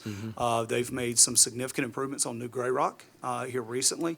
We're asking them to make a little more as they do the project that's underway now. I'm sure you've seen it cleared, and they're trying to relocate utilities at this point. Yeah. But Dam Road is becoming a thoroughfare. It is it's long since past Old Country Road, but it's still paved like what DOT would classify as a farm to market road. Yes, with some of the developments that are approved and forthcoming over in that area, they are going to have to make some improvements, but let's see if we can get some pennies monies going to further those improvements and make it better. So that's really where the list came from. Asking council to adopt this resolution just shows the support for it, but it by no means means that these things are absolutely going to get funded. So I appreciate the clarity on that. Thank you. And it sounds like staff will have some influence but not control. We'll have the opportunity, Susan, I believe it's March 17th? March 15th. The Pennies for Progress Board will actually be here. Their commission will be right here in the council chambers, to which Susan's going to make a presentation on these, showing some maps and things like that, and asking for their consideration. For probably first time that I can remember, we actually have a TKK resident on that board. Our former planning chairperson, Chris Leonard, was added to the PFP commission. So excited to have such a great resource on that commission to hopefully further plead our case to try to get some, if not all of these, on the ballot. And for public's information, you may or may not know this, but should we be awarded any of this money, it comes from money from your sales tax dollars that the state awards the county, and the county allocates that money as they see fit, essentially, right? $278 million to the county, is that what I saw? Yes, sir. It's a 1 cent sales tax. I think it's been around We since want our piece of that. 97? Was that the first one? 1996 was the first one. TKK played a huge role in Pennies for Progress even coming to happen. I believe Hubert Graham was mayor of the city at that time, and it didn't look like the county had the votes to get it passed through. Former Mayor Graham pushed it hard in the community, and TKK showed up and voted, and it got its first approval. And it sailed through pretty good ever since then, but it definitely has to be renewed every 5 years, 4 years? Exactly. It's a new referendum every five years. So it's every 5, so they work to complete those projects. I will tell you that the county's approached it a number of different ways, outside consultants, in-house.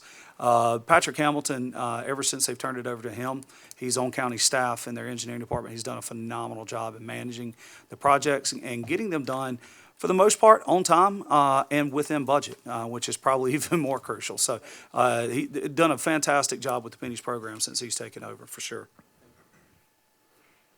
And one thing to add, the sales tax that's paid to businesses in new mixed-use developments like, say, I don't know, Main Street or Center City Plan, just pay for those roads that we're asking for money to pave. Correct. Could I make a motion? I would like to entertain a motion. Mr. Mayor and members of council, I'd like to make a motion to approve the resolution in support of Pennies for Progress 5. I have a motion. Do I have a second? Second. I have a motion and a second. All in favor, say aye. Aye. Motion passes unanimously. Okay.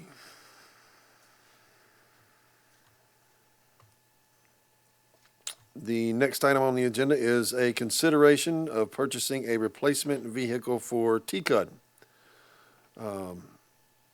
During the budget process, the Utilities Department requested a new vehicle to replace an older vehicle in the existing fleet. Council has previously approved a 4-year lease purchase program for all new vehicles. It has been a priority of this council to avoid taking on new debt when possible and working towards paying existing debt down. The proposal from staff to council tonight is to cash fund this purchase instead of taking out a loan. So basically what we've got, guys, we've got a 2003 model 1500 series pickup truck that we have beat all to pieces, tried to take care of it as best we can over the years. We've put pieces and parts and all that good stuff on it. It has served its life. The truck that we're looking at, it did. It was like Garfield. It had 9 lives. But this vehicle that we're talking about purchasing is substantially lower than any new vehicle that I've been able to locate throughout the nation. Outstanding job on locating that vehicle. I just hats off. If you find any more, let me know, please. We would have preferred to have brought this to you last month when we did the patrol cars, but Mr. Jolly was still hunting to find where we could actually obtain one. The dealer that has state contract, it was going to be more than a year out if we ordered it today. So very, very fortunate that he was able to find one at the state contract price. Absolutely. Nice job, Antonio. Gus and I have been in the car business a long time, and to find one for this price this quickly is unheard of this time of year. I need some notes. Gentlemen, any more discussion on this? All right, I'd like to entertain a motion. Mr. Mayor, members of council, motion to approve the purchase of a replacement vehicle for the Utilities Department in the amount not to exceed $64,000 utilizing utility reserve funds. Second. I have a motion and a second. All in favor, say aye. Aye. Aye. Motion carries unanimously. Our next item of business is consideration of purchasing a vac truck for TCUD using utility reserve funds. The purchase of a sewer vac truck was identified in the former and updated impact fee studies. The addition of this equipment will provide our utility staff with the resources necessary to better handle lift station and manhole maintenance in our wastewater collection system. There is no impact to the TCUD budget because this equipment will be purchased, paid for with impact fees. Any discussion?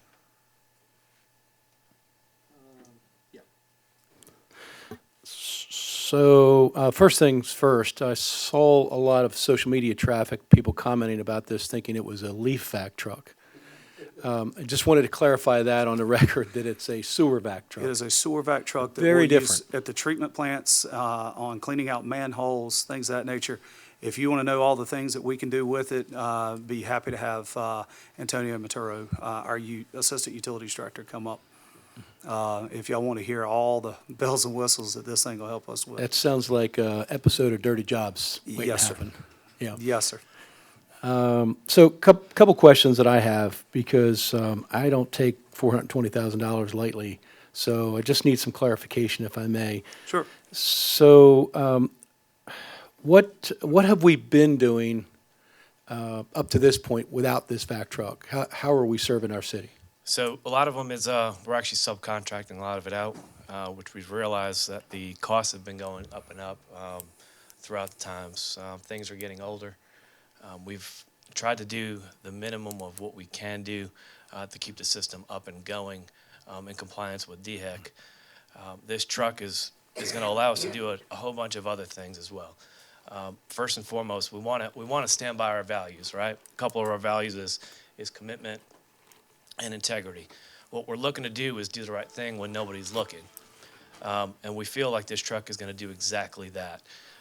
The reason why I say that is it's going to allow us to respond to emergencies a lot faster than what we can do with a contractor.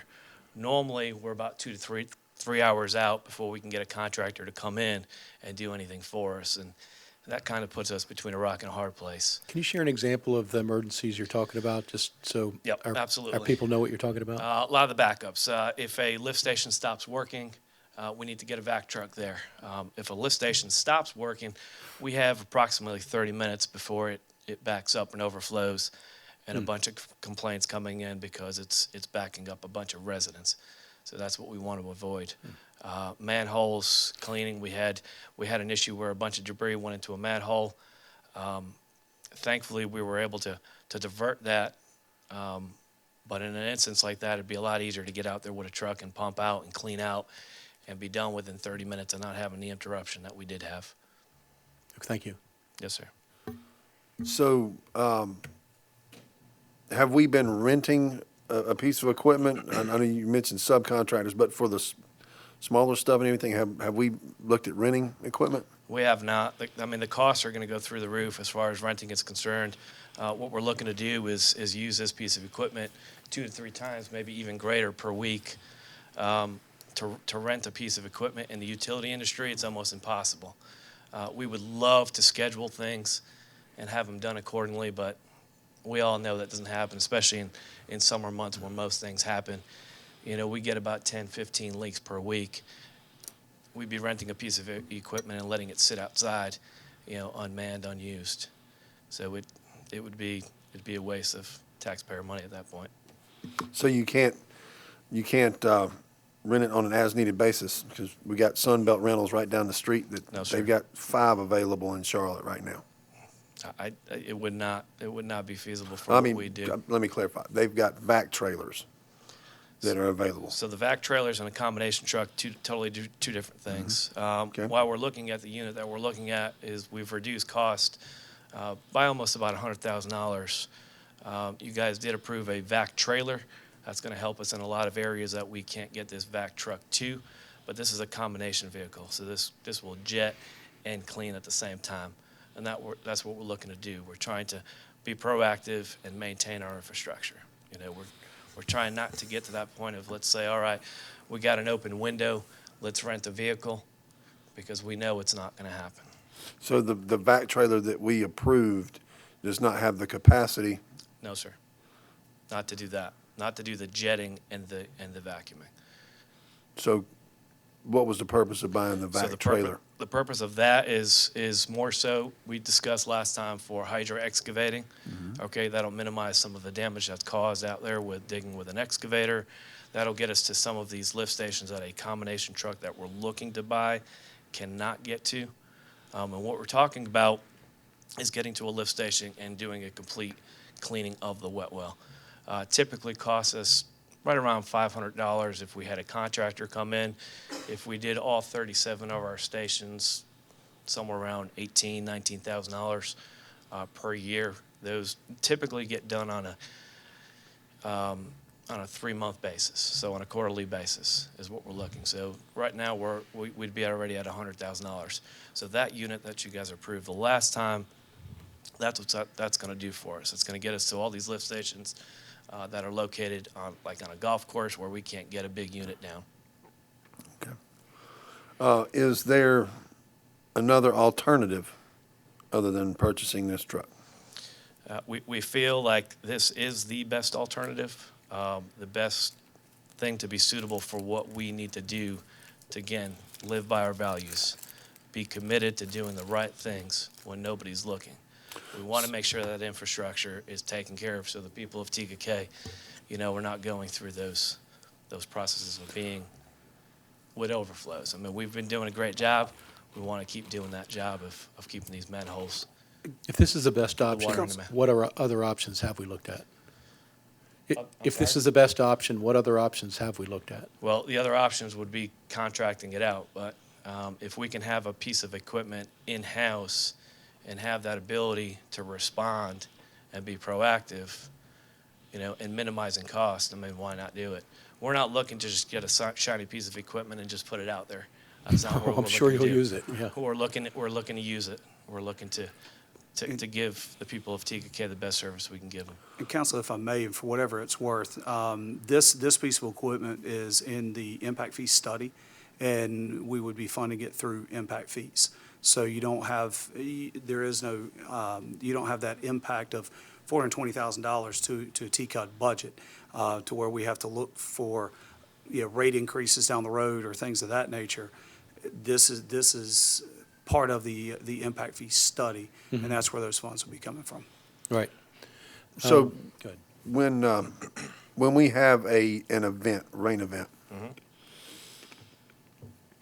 what's the ticket normally when we have, say, a 2 1/4, 2.5 inch rain like we had last week, the week before that, the week before that, the week before that? You mean like a contractor fee?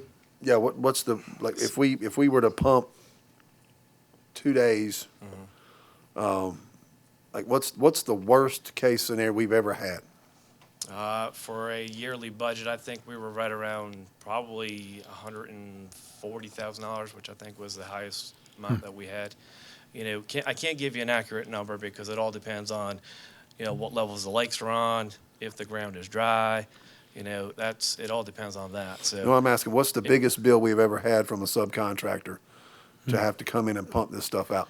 So we had our Gray Rock lift station. We won't even talk about a rainy vet, but we had a Gray Rock lift station, which cost us $11,500 just for one station to have that wet well cleaned out. So we're talking upwards of 150 or so a year that we're already having to pay out. So if we were to purchase the truck, could we get in front of a danger, like, say, we know there's a rain event coming? Could we get in front of that well enough in time to where we don't have to hire a subcontractor and burn $50,000-$60,000? There's a great potential, yes, that we can get ahead of a lot of things, not just necessarily a rain event, but a lot of our biggest goal is not only taking care of the people of TKK, but also making sure that we're DHEC compliant. So we can get ahead in those senses, yes, sir. You know, the next question is we've got 2 years down the road, 3 years down the road, Main Street comes in, we've got more infrastructure that we've got. Is this truck going to be able to do the job 2-3 years down the road? Sure will. Yes, sir.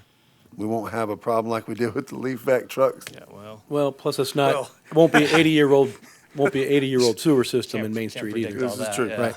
But I mean, the leaf vac truck, we bought the leaf vac truck and boom, it just goes down. And Right. it just, So there's a 10-year warranty on the vehicle, so okay. that's almost unheard of. Have we Yes, it is. talked with the company that we're buying it from to see if there is an option if it does go down? You know, if, say you wreck your car, you got Nationwide that's loaner. on your side, Yep. they give you a rental car for a couple of days. Yes, sir. Do we have a deal worked out like that with them? That's been discussed. They will give us a loaner vehicle. Yes, sir. Do we have that in blood? I mean, writing? We will. Okay. Last question for me. What's the life expectancy of a vehicle like this? Have they projected that at all? What do we expect to keep it for? Well, I would say at least. Hopefully the warranty. Yeah, absolutely. 10 years at minimum. Yeah, okay. I would say based on city our size and the usage these guys, I think, yeah, you're all over 15 plus. I was against this because of the big number, but with a 10-year warranty, I think it really minimizes our risk, and we don't have an impact to tax dollars to purchase it. The last question I want to ask, just this, we have got an exorbitant amount of equipment that is baking in the sun, soaking in the rain. Do we have any kind of plans to? Yes, sir. Take it away, Charlie. We do. Protect our gear? So in your impact fee study, there is a public works facility. Up until the study was approved by this council, we did not have a public works impact fee. We do now and have been collecting on that. On the public works side, you have an equipment storage facility over at our wood chipping yard, in addition to a new compost yard that we're currently working on plans for on the back side of the 20 acres that we got of the old brownfield over in the Windhaven area. And TCUT is also working on a pole barn type plan for the rear of our, we'll call it our new ops building, the old police station, where they keep their equipment so that we can put everything under roof. So that is already underway. You let me know, and I will supply you with as many telephone poles as the city needs. And that is on the record. Thank you, sir. Absolutely. I'll load them, you haul them. Yes, sir. I mean, folks, do the math. You're talking about a $400,000 truck that's going to last 10 years and eliminate $150,000 a year in subcontract fees. Doesn't take long to add up. So with that, I wish you lived with a 10-year warranty. Next time. Mr. Mayor, members of council, motion to approve the purchase of a vac truck for TCUD using utility reserve funds in the amount not to exceed $420,000. Second. I have a motion and a second. All in favor, say aye. Aye. Thank you. Motion passes unanimously. Thank you for answering all the Thank you, sir. questions. Appreciate that. Mayor, just for clarification, based on the way the motion was made, we are using reserve funds initially and replenishing those reserve funds with the impact fees.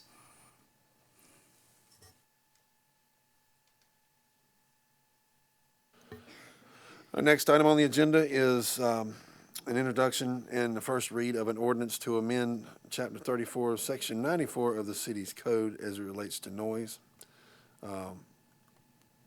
As mayor, I previously requested staff to revisit the noise section of our code with the intent of setting better parameters. It is important we acknowledge residents' rights for peaceful enjoyment of their homes, while we also recognize others' rights to entertain, among other things. The ordinance I am sponsoring and presenting to you tonight takes both of those things into consideration. The section regarding amplified music and sound provides a start and end time that varies based off of the day and the week and time of the year. There may be some that prefer council take further action, but I believe it is important we also take into consideration the businesses and those that desire to entertain on their property, whether that property be residential or commercial. This came about due to some complaints we were getting with our noise ordinance. Chief Crosby and I, we wanted to make sure that we brought some clarity to the noise ordinance as it is. We also want to continue to provide our officers with their ability to make that judgment call, but to provide a clearer noise ordinance for them in which to operate. So to give them a little bit better tool in the toolbox, if you will. Chief and I had worked together on this for several weeks and feel like we've got an ordinance that is agreeable to all. And most importantly, it allows our officers the ability to disseminate whether the noise ordinance is too much or if it's just right or too little. Decimeters, that kind of thing. I work with tools that have to be calibrated all the time. Those tools, calibration costs a lot of money. The tools cost a lot of money. And I trust our officers to use their common sense. We have some very intelligent officers. They do a fantastic job for us. So with that, I'd like to entertain any discussion. I've got several questions. Okay. I agree with a lot of things that the young lady said earlier. I think it's tough. You know, laws are meant to be objective and not subjective. And if you have no way of measuring noise, then, you know, one person might write somebody up and the next person may not for the same amount of noise. Now, you know, when it comes to restriction of the times, I like the times that are in it. You know, when I built my home, I knew I was near the beach club, and I knew that there'd be entertaining going on there, and I knew that there'd be kids screaming till 10 o'clock at night, and I knew that when I moved in. And I think if you move near a place of business that has live music or any, hang on. No, ma'am. No, ma'am. No, ma'am. Hang on. You're not, ma'am. Let him have the floor. We didn't interrupt you. If you're moving near a place of business that's going to play live music or whatever, you have to take that into consideration when you purchase your home. So, I mean, if we're, you know, shutting people down at 10 o'clock, I think that's reasonable. But you know, whether it be noise from a business or whether it be noise, there's another one in here about people's vehicles. You know, if it's subjective, I mean, I think we open ourselves up to all kind of, I don't know if liability is the right term, but, you know, if one guy gets a ticket for his vehicle and the next guy doesn't, and they both have the same exhaust system on them, you know, because one officer said that's excessive noise and the next guy said it's not, you know, I don't know. I got that. I think some of the things in here to me are a little HOA-y, you know, we're a city, we're not an HOA. And then my last one that I would like to bring up rather than keep jumping in, you know, contractors in terms of when they can and cannot work. When you're using a time as opposed to daylight, to me, You know, I did construction work a very, very, very, very long time ago. I could probably add about 5 more varies to that, by the way. But if you say shut it down at 7, well, if a guy's trying to, I don't know, finish the roof on a house, and it's summer and it's getting dark at 8:45, you're shutting him down at 7. Is that too early? I'm asking the question. I mean, to me, it's more of a dusk till dawn when somebody's working on something, but we're allowing the city to do what they want to do when they want to do if that's what needs to be done. So we're kind of covering us, but maybe not the residents. Okay, I asked about 12 different questions, so I'm going to shut up now. Yeah, I have a few as well, if I may.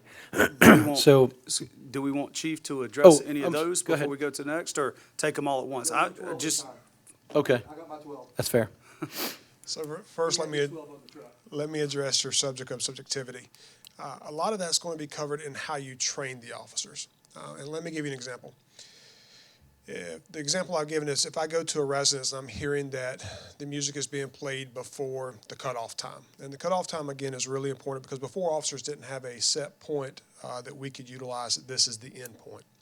If you look at the consideration that the officers have on page, in number C, if I go to a residence and we look at the term here that we need to talk about that's used all across law enforcement is reasonableness. If I go to a home and I'm being told, well, it is unreasonable or it's too loud, the officer is going to use these considerations and say, if I'm hearing the music and I can hear the lyrics, understand every word above the person's TV being played in their living room, that is unreasonable. And so therefore, based upon the considerations that are given, it would be a violation.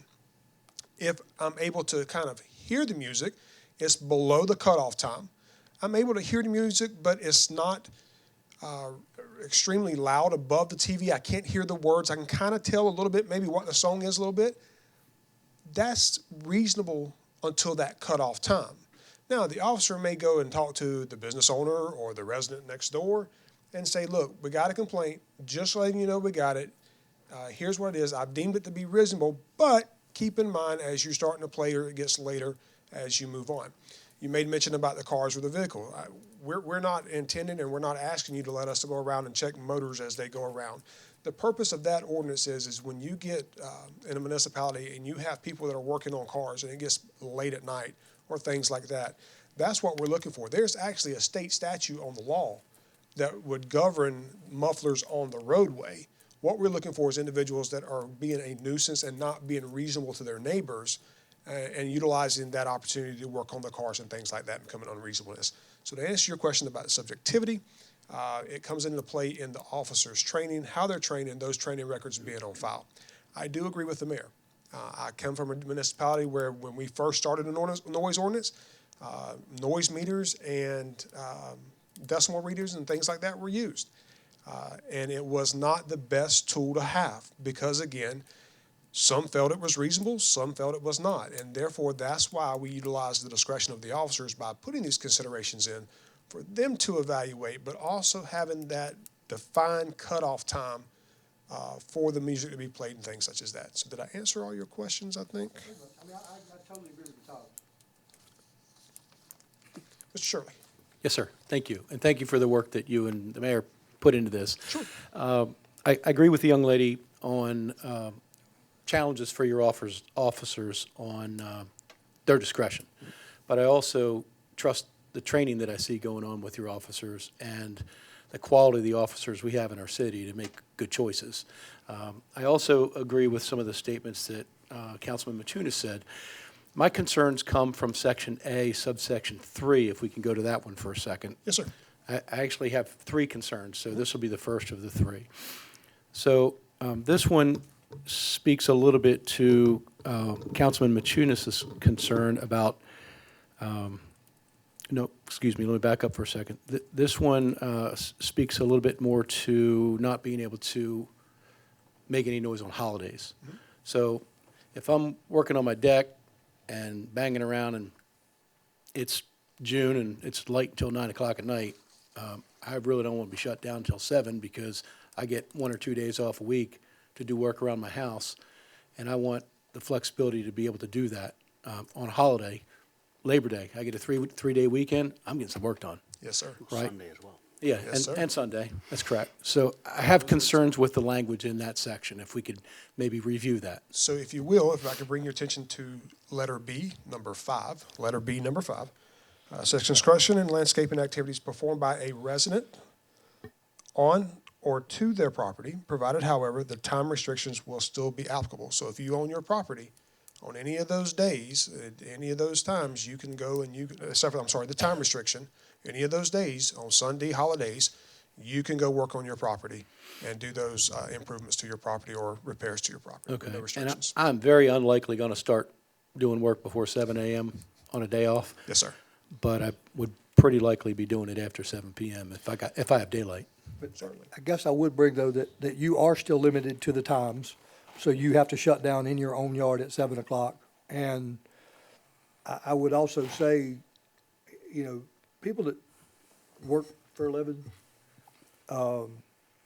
sometimes they need to labor on Labor Day, and sometimes they need to labor on Memorial Day, and we're taking that ability away from them. I mean, if they're a licensed contractor and they're building somebody's house, and they choose to work on Labor Day or they choose to work on Memorial Day, I don't know that we have a right to tell them no. Well, if I may expand on that a little bit, it looks to me in the language, unless I'm misreading it, it looks to me that I have to stop working on my house at 7 p.m., but if I paid a contractor to come, he can still work on it. He's got to stop at 7 as well. He does? Yes, sir. Hang on.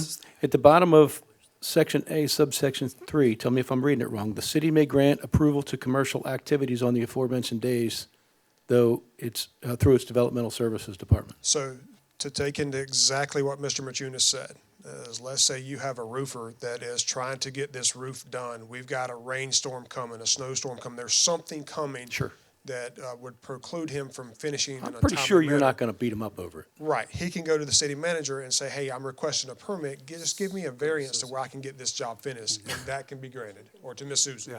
Okay. And that can be granted. So that was thought about. So can I do that as a resident too? Sure. A residents can get a variance. Because it looks like only a contractor can do that. Residents can get a variance. We do it like for noise ordinance and special events and stuff like that. So yes, Okay. sir. All right, I'm satisfied with your explanation on that, Chief.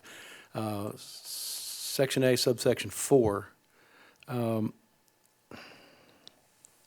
Again, this reiterates my concern about a paid contractor can work these hours, but residents can't.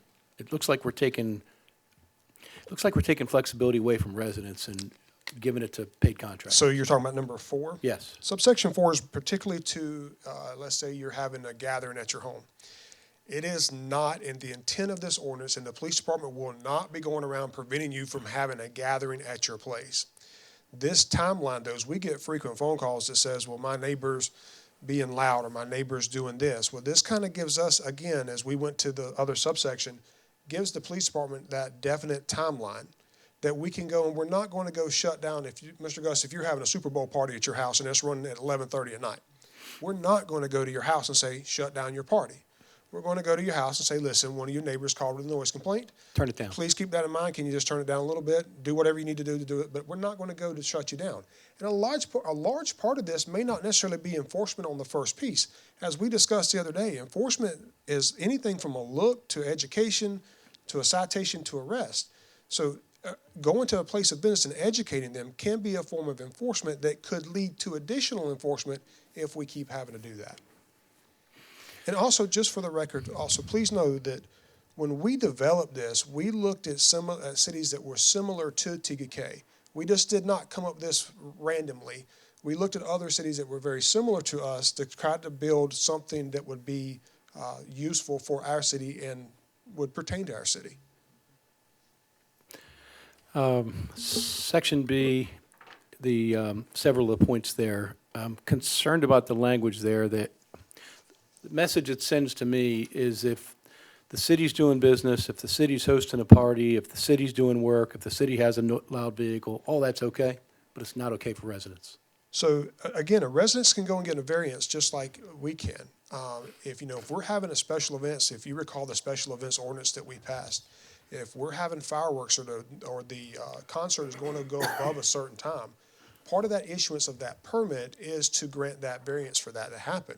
And I don't want that to stop. I like the way that Correct. is. But But any I don't want to citizen- tell a resident he can't do Maybe the same one thing the city difference can. between the two is when we're doing it, it is to serve a public purpose versus a private purpose. Now, with all that being said, we end our concerts at 10 p.m. Right. Yeah, our fireworks shoot off at 9:30 p.m. They're done before 10 usually. before 10 p.m. Yeah, we don't look to violate, or put ourselves in a more prominent position, if you will. In this section, all these exceptions, or the majority of these exceptions, are already in your current code. They're just spelled out differently. So this is just rewording, like, your emergency vehicles are permitted. Yeah, if we've got to run heavy equipment because we had a water line break, that type thing. You gotta run a siren on a Garbage fire has to engine at start. midnight.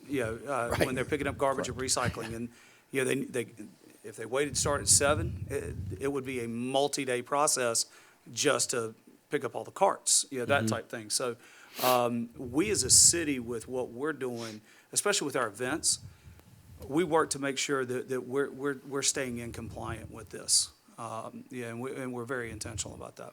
Well, and I look at it as this is a, comparative to what we have in place now, this is a step in the right direction. And ordinances are able to be amended at a later date as we learn. This gives our officers the opportunity to enforce this updated plan. And over time, if there's, and you're gonna have your finger on the pulse, if there's needs to adjust it, we just amend the ordinance later if we need to. But this is a step in the right direction, and you guys did a great job. Chief, And if one you- question. Yes, sir. If you don't mind. Sure. Number 2, explain this. Is this for, in the apartments, A2, the use, operation, or playing of, or permitting the use, operation, or playing radio, stereo, musical? So, to be honest with you, this was kind of a little bit of forward thinking that we were trying to do with the new developments that were coming in and things such as that. If we have individuals that, let's say, go to a park and all of a sudden decide to play a stereo really loud in one of our open air spaces, or they may be out really late at nighttime playing a musical instrument or something like that. This gives us the ability to go and make that enforcement piece. And again, I'm going to go back to the term reasonableness. If we've got somebody that's out there playing a radio or a music instrument in, let's say, one of our parks at 5 o'clock in the afternoon, officer's not going to say anything because it's reasonable for that to be occurring. We get to 11, 10, 12 o'clock at night, then we're going to be addressing that issue, and this gives us that opportunity to address that issue. And then also when you look at it too, things too, we get complaints too is when you have car speakers going by and the bass and things like that are shaking windows. Right. Sure. This noise ordinance, and particularly number 2, will allow us to address that if that becomes a nuisance. How does that, the reason I ask is, Scott's out back his house. He's got a stereo playing. He's got some people swimming in the lake. There's no time exception for residents, but there's all these time exceptions for commercial. Am I reading that right? If you would go to number 4, it would pertain to what you're talking about. If he's having a gathering at his home and he starts getting too loud at those thresholds, then we have the ability. And also keep in mind too, folks, if it gets too bad, he's having a party at his home, people are at the lake, and it's, again, not reasonable. There's a breach of peace law that the state has written that can also be utilized by police. This is just a tool for us, if you will. When we talked about the special events ordinance, we were looking for the ability to communicate. If our citizens are working on something, they're doing something to improve their home, they're having a party, we just want to communicate with them. So how can we make this better for you to have that event? And then if it goes and surpasses that reasonable standard, then this gives us the ability to address it. And again, it's not necessarily meaning with a ticket or going to jail or anything like that. Right. Really, the first piece is just going to be the educational piece. It gives you and your department the opportunity to say, this is what the standard should be. And Yes, sir. you're violating the standard, so you work with us. As a general rule, we always are seeking that voluntary compliance once that individual is educated on what the ordinance is. Okay. And just to clarify, on number 3, A3, construction activities, the way this is written, you can't do any construction on Sundays in the entire city? A As a contractor cannot. but you as a citizen can. Right, but a contractor cannot work on Sundays? A contractor cannot work on Sundays the way this is written. No, sir. I thought I read it the opposite, that a resident cannot, but a contractor can. How did I Again, get- that B5, Is that my dyslexia? Other way around, yeah. Okay, and again, that B5 would allow you, because it's your home, to work on your home. okay, good. Can he get a variance for a Sunday if he wants one? Again, if it's a Or just can't contractor, work loudly? Right. again, if Well, the there's no- contractor there's is no- seeing he needs that time, he can certainly approach the city, Ms. Susan, about getting that variance. And I mean, honestly, this is going to be complaint driven. If he's Right. working on somebody's house on a Sunday and nobody complains, I mean, it's not like you're going to ride by there and go, hey, It's got landscaping equipment. So the guy can't mow your lawn on a Sunday? Right. I mean, I just think that's a little over the top. Again- Lawns- and again, Landscaping equipment. It's not you, we're talking about a. No, about commer- contractors. So we're if you hire talking about someone a to mow your commercial yard and they establishment. come Yes, on a sir. Sunday, they're violating the ordinance. Yes, sir. Yeah. I personally don't I like that. I appreciate the explanation. I would like to clarify something. If you come to my house and I've been having a party all day and it's 11:30, I'm asleep on the couch, chief. You're not talking to me. I'm out. Right. I want to be invited to that party. Yeah, there are several residents in our community, and they have landscapers in their yard on a Sunday. I mean, they're 7-day-a-week guys. But I want to clarify and just. I don't think their neighbors are complaining now, so we probably won't have a problem going forward anyway. So do we just want to amend that one section to say that a contractor can work on a Sunday? I'm just putting it out there to see what you guys think, discussion wise. I mean, I want to clarify it first and then. I would like to either amend it or eliminate the Sunday thing, or at a minimum, go back to what Congressman Richard said.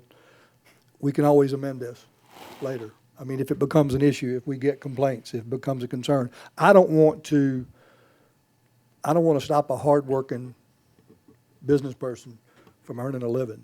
And, Agree. hardworking business people, if you're a landscaper, and I mean, prime example right now, the rain we've had, you're a landscaper, you're gonna work on Sunday because you didn't get to work on Monday, Tuesday, Right. Wednesday, or Thursday. And I don't want to take his ability or her ability away from being able to do that. Or your ability to keeping your property looking nice. And again, that ability is not, just to reiterate, that ability is not being taken away. As long as that individual can call Miss Susan and say, hey, I've ran into this circumstances, I'm just requesting to work on Sunday, and she has that opportunity to grant that permit. You'd have to call on Friday. That's not gonna happen. You don't know. Or take the chance. Or take a Yeah. chance. Who's Roll the calling? dice, yeah.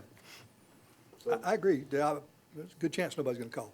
So do you want to, what I'm hearing, just, so if there is a motion made, you would like to see this changed to where there's not a Sunday prohibition, or there's not a Sunday prohibition just on landscaping, or any type of activity on Sunday?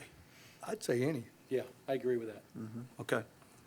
We'll make that note, and we can make that change prior to second read. Just make sure that, assuming that that's the only change, just make sure that gets stated in the motion. I'm very satisfied with the explanation on my questions. That would be the only So speed if bump I I make the have. motion, I make it that, under A3, we amend the prohibition for Sundays. That would suffice, and we can reword it accordingly. Are y'all comfortable with the motion? Yes, sir. I sure am. Get going. Mr. Mayor and Second. members of council, I would like to make a motion to approve the introduction and first reading of an ordinance to amend Chapter 34, Section 94, as it relates to noise, with the exception of Section A3, prohibition of work on Sundays. Second. That works. Have a first and a second. All in Third. favor, say aye. Aye. Thank you, Motion Chief. passes unanimously. Chief, thank you. Yes, Thank appreciate you, it. Chief. Very good. Our next item of business is a consideration of an encroachment agreement for 3209 Alder Court. The owners of 3209 Alder Court have requested to encroach upon the city greenway in Lake Ridge in order to enlarge their rear yard and make landscaping improvements. The agreement before council this evening is to allow them to enclose approximately 2,024 square feet or .046 acres with a fence and to landscape the area. The proposed area is between their lot and a portion of the walking trail that run behind their house, but does not include the walking trail. And if I may, guys, on this, I lived in Lake Ridge, quite familiar with the Philbricks. We've been friends for a while. Their property that they have backs up to the Greenway. They've always maintained it. He's always mowed it. He's always taken care of it. And really all he's wanting to do is just fence in that portion of property, so he's got just a little bit more room to hang out in the backyard, you know. It's a section that there's woods right there that back up to the walking trail. It is pretty easy. I do have a question, though. If we grant this, does that give them potential ownership of that piece No, of sir. property? No, sir, we own it.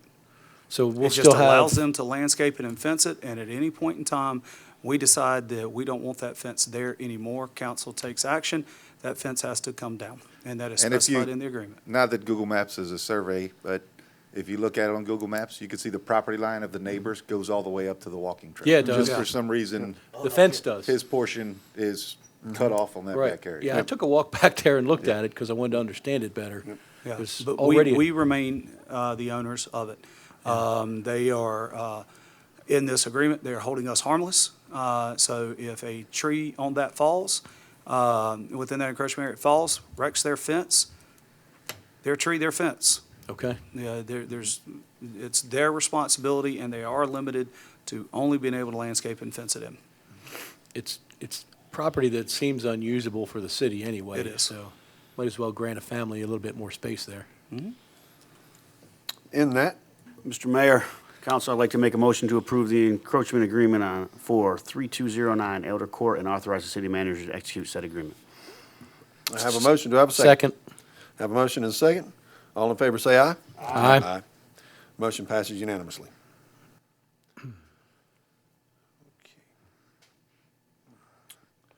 Poor Chief Hasty stayed all this time for this next one. Sorry, Chief.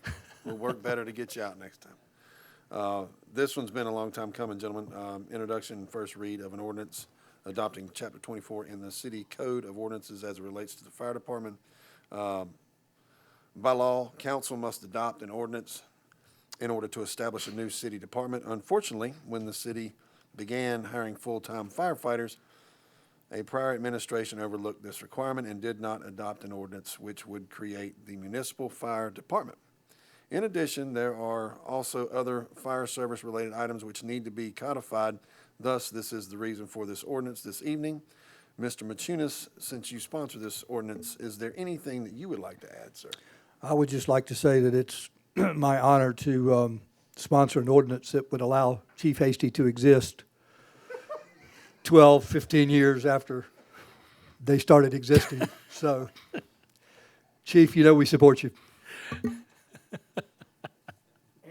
without further discussion, I would like to make a motion to approve the introduction and first reading of an ordinance adopting Chapter 24 in the city's Code of Ordinances as it relates to the fire department. Second. I have a first and a second. All in favor say aye. Aye. Aye. Motion passes unanimously. Oh, wasn't that convenient? How convenient is that? Well, in light of Charlie not being here. We'll go to the we next can one, just- Mr. Bob? Do I have a motion Yep. to go on to the next one? Motion to switch item 6 and 7, Mr. Mayor. I have a motion and a second to switch Aye. items 6 and 7. That work? Okay. All in favor say aye. Aye. Okay. That would bring us to council comments. Councilman Richard, please take it away. Police, fire, first responders, you know we love you guys. Keep up the great work. Got a little discussion on the interwebs this past weekend, but good times. So we appreciate all you guys do. Thanks again, and I got a little bit of Mardi Gras king cake in the back room if you guys want a little before you leave. Aside from that, that's all I got. Thank you, Councilman Richard. Councilman Tunis. It's been a long meeting, so I will just offer my unwavering support for our first responders, Chief and Chief, again, as always. And I guess, no, I'm not even going to comment on that. So I'm just going to wait for the city manager's report. Thank you, Councilman Tunis. Councilman Shirley. Okay. So I'm going to appeal to my fellow council members on a suggestion. as we go forward. So there are a lot of times that someone from council or someone from staff suggests that we either change, amend, or write a new ordinance. And staff goes to work and does a lot of work and works hard at trying to present something to us that's acceptable. And what happens often is what happened tonight. We shoot a million holes in it, and it takes away from all the hard work that goes into putting that ordinance together, putting the language together, making sure it meets all the legal stipulations. When we had originally had the conversation about sponsoring a ordinance, I think what that meant to me is that a council person would work more closely with staff than the rest of council to maybe look at a first read of what that ordinance might look like, present it to you guys, for you guys to shoot holes in it, that by the time it comes up for a vote, nobody's work's in vain. All the hard work that went into that from staff, and it's very admirable. And any comments that we have before the vote happens, we don't end up sitting here until 9:45 trying to sort out an ordinance. We can do that, several times throughout the month or a couple of months. Rarely do we have one that's an emergency that we got to get on the agenda right away. So I think if we give it the time that we need to vet out an ordinance, so that the first presentation that staff makes on what that ordinance looks like, if there's anything wrong, if there's anything unagreeable in the language or any concerns that we have with it, we can get that sorted out and not make everybody stay after school in a council meeting. So my suggestion would be that going forward, this is just me, I'm only one person here, but I would suggest that we sponsor ordinances that way going forward, that whoever raises their hand, if I say, hey man, this one's mine, noise ordinance yours, mine was firearms of Parks and Recs, I get it, then I'm responsible to council to make sure that we get it right, what our intent is, where our heart is on the changes that we're looking for, and then when we bring it to a vote, we're ready to roll. Is that fair? Is there anything in the way or any reason we shouldn't do it like that? I think about how Congress does it. When U.S. Congress puts a bill forward, it goes to committee, they discuss it, they get it all right, and then they present it to Congress for a vote. So really, the direction staff honestly needs on any of these code amendments, if you will, is what does council want? Right. Yep. Tell us what you want, and we'll craft the language to make it that, whether it's an individual council member sponsoring it and working with staff, or giving staff that direct feedback as we write it, and then sharing that with council, or if just council as a whole, let's stay on the noise ordinance, okay? Hey, we want the noise ordinance amended. Okay, great. What are the parameters? What do you want to see? And then we can craft the ordinance accordingly. So it's really just clear and concise direction from council. Yeah, I don't know if we're communicating that effectively with you. I think as a council, I think we might be dropping the ball there, because you're putting a lot of work into this, and then we're blowing it up on a Tuesday night. You know what I mean? I hate to do that to you. Scott, I don't disagree with what you're saying, and I will say, for my first 4 years on council, that's pretty much how we did it. But then there were some citizens who said that, we were rubber stamping whatever the city told us, and, It wasn't transparent on the no discussion, right? transparency, and too many quote-unquote backdoor deals, which really, I don't know, kind of angers me, because that sounds dishonest, and nobody up here is dishonest, and nobody on prior council was dishonest. Right. So they wanted to see the debate. I personally, I would prefer to have everything hammered out before it gets up here, so we are just either agreeing or disagreeing, because Right. we're not always going to be 5-0. Sure. But there were people that complained that we weren't being transparent enough to debate it in front of nobody who's left in this room, because it's now 9:45, because we've been debating too long. So how about if we did this? If we did it the way you used to, and consistent with what I suggested, and then we bring it for a vote, how about the sponsor presents that to the public and says, hey, here's where the discussion was, here's where some adjustments were made. We can provide transparency that way, again, without making everybody stay till 10. Listen, Sounds like don't agree with me because I'm a big mouth. Tell me, shoot holes in my idea if it's Sounds like to me that let's talk about it, when we get out of the council meeting. Oh, so now we're going to be not transparent. Well, here's one. It's 9:25, Right. So Scott. here's- You guys are all here's complaining one it's thing to keep in mind, 9:25. I'm council. all in, whatever the job takes. If I may, yes, y'all have approved a lot of amendments to the code here recently, all right? I will tell you that is not the norm. Okay. Okay, it really isn't. And I realize it's been a lot here lately, but it is not the norm. I mean, there may go a whole year where you're not amending the code at all. Yeah, so it's not something that comes up frequently.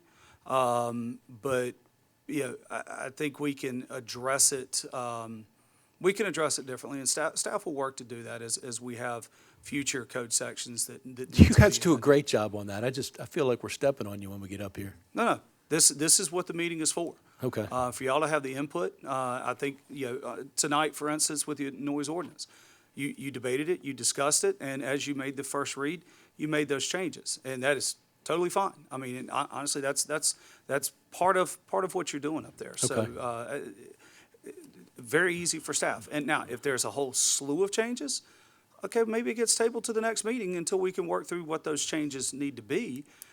Tonight's was really simple. I mean, this is an easy edit for staff to pick up on. Okay, good. And make it to where you're going through to your second read, so no All right, worries. so we'll talk amongst ourselves. Ultimately, you were worried you hurt the mayor's feelings because he sponsored that one, right? You got it. I'm gonna have to buy him a beer or something. Okay, I only have 3 more, and they're nowhere near as long as that. Okay, it's still my council comments. I want council to know that I've signed up to attend a summit with Catawba Water Management Group on March 29th. They have several topics they're going to be discussing, like water quality in our areas, source water protection, water quantity, regional economic impact. If you have anything that you want me to get from this meeting when I go, please let me know by the next council meeting, because it'll be after that meeting, okay? Wanted you to be aware that I signed up for that. Casey helped me do that. Chief, great job running the LEN opportunity on Saturday. I'm 100% behind that, and your availability and your leadership and your openness to communication with our residents is commendable. Great job. I appreciate that. Young lady, Heather Jones, right? Really like your idea with the piano. Could you forward any information that you have on the GoFundMe to either our emails or our Facebook pages so we can blow that up? Thank you. That's it. Thank you, Councilman Shirley. Mayor Pro Tem Heisman. Thank you, sir. Police, fire, thanks for everything. Great job on the LEN. Fire, can't thank you enough. 2 fires in 1 week. You guys were awesome out there. Thankfully, nobody was hurt, and everyone got out safe, but you guys did a great job. Parks and Rec, just say great job on the Windjammer Stairs. They look awesome, and Windsong Park looks good with their updates there. For everybody watching at home still, there's many openings on the numerous boards and committees, so please put in, and that's all I have. Thank you, Mr. Heisler. So that comes to me. Chief, great job, both chiefs. Fire is always a hard thing for families. You guys deal with it day in, day out. So my hat's off to you and to the touch that you guys have with our folks that have problems with fire. I have reached out to the families. Was present at one of the fires, or not at the fire, but after. Folks are going to make some lists that we need to facilitate. Also talked with Marissa today. She was a fire that was down on Point Clear.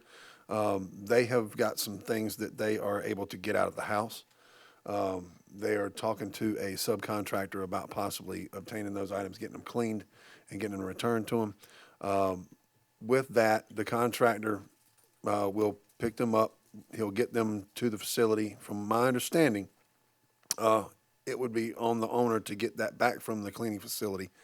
So I would be calling on all of us fellows with pickup trucks to help facilitate getting their stuff back to them in the storage unit that they have.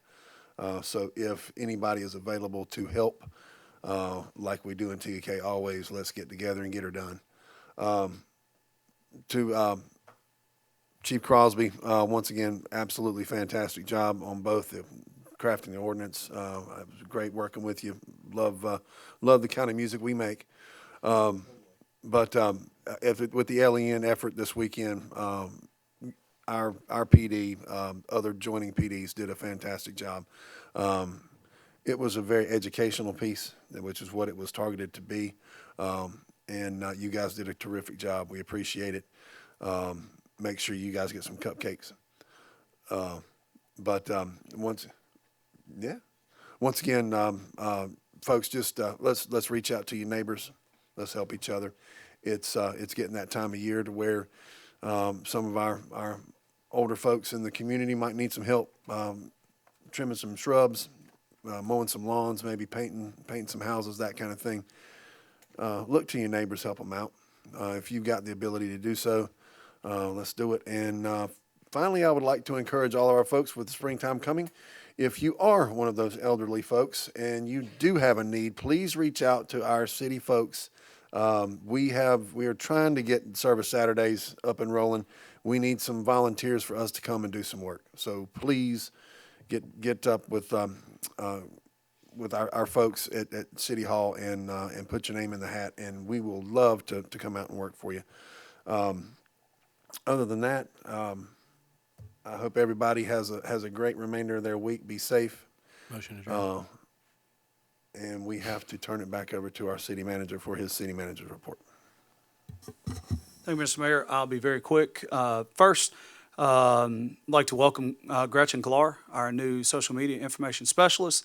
Looking forward to great things from her. She's really hitting the ground running for us. Parks Rec staff, as was mentioned, completed the Windjammer and Winsong Bay park projects. A big thank you to that group for those improvements. Like to thank everybody who participated in the Polar Plunge. We had over 160 participants and raised $75,000. By far, both were the biggest totals we've ever had with that event.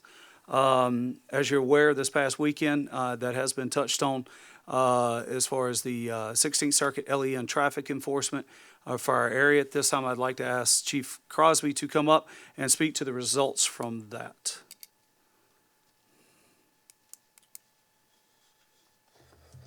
I'll be brief, Mayor and Council, because I know we've been here for a long time. Let me pull this back up. Just a quick history about the LEN, just for educational purpose for our public that may be watching and viewing this at a later time.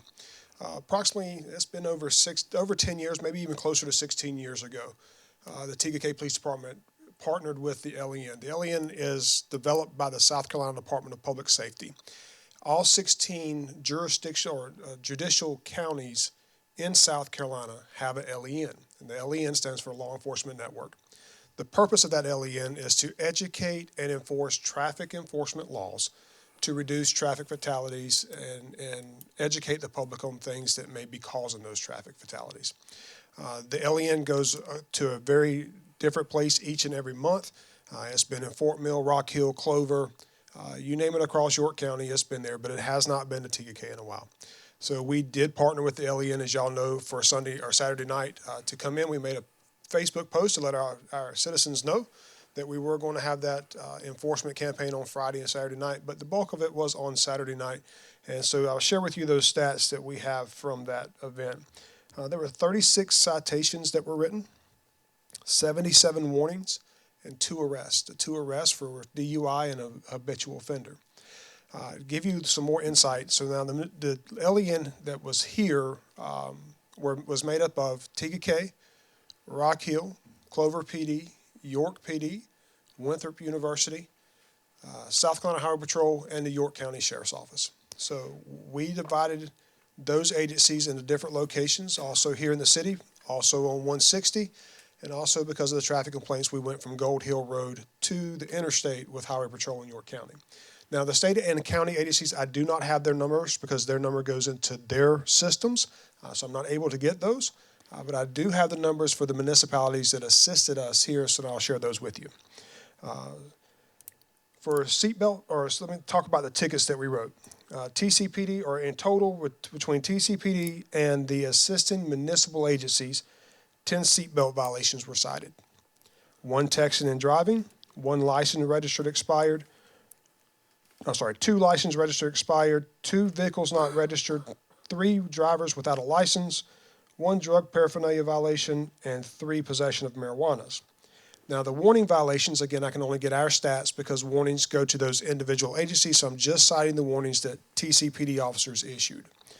For speeding, we issued 5 warnings. For unlawful lane change, 1 warning. Improper turn, 1. Failure to dim lights, 2. Defective equipment, 9.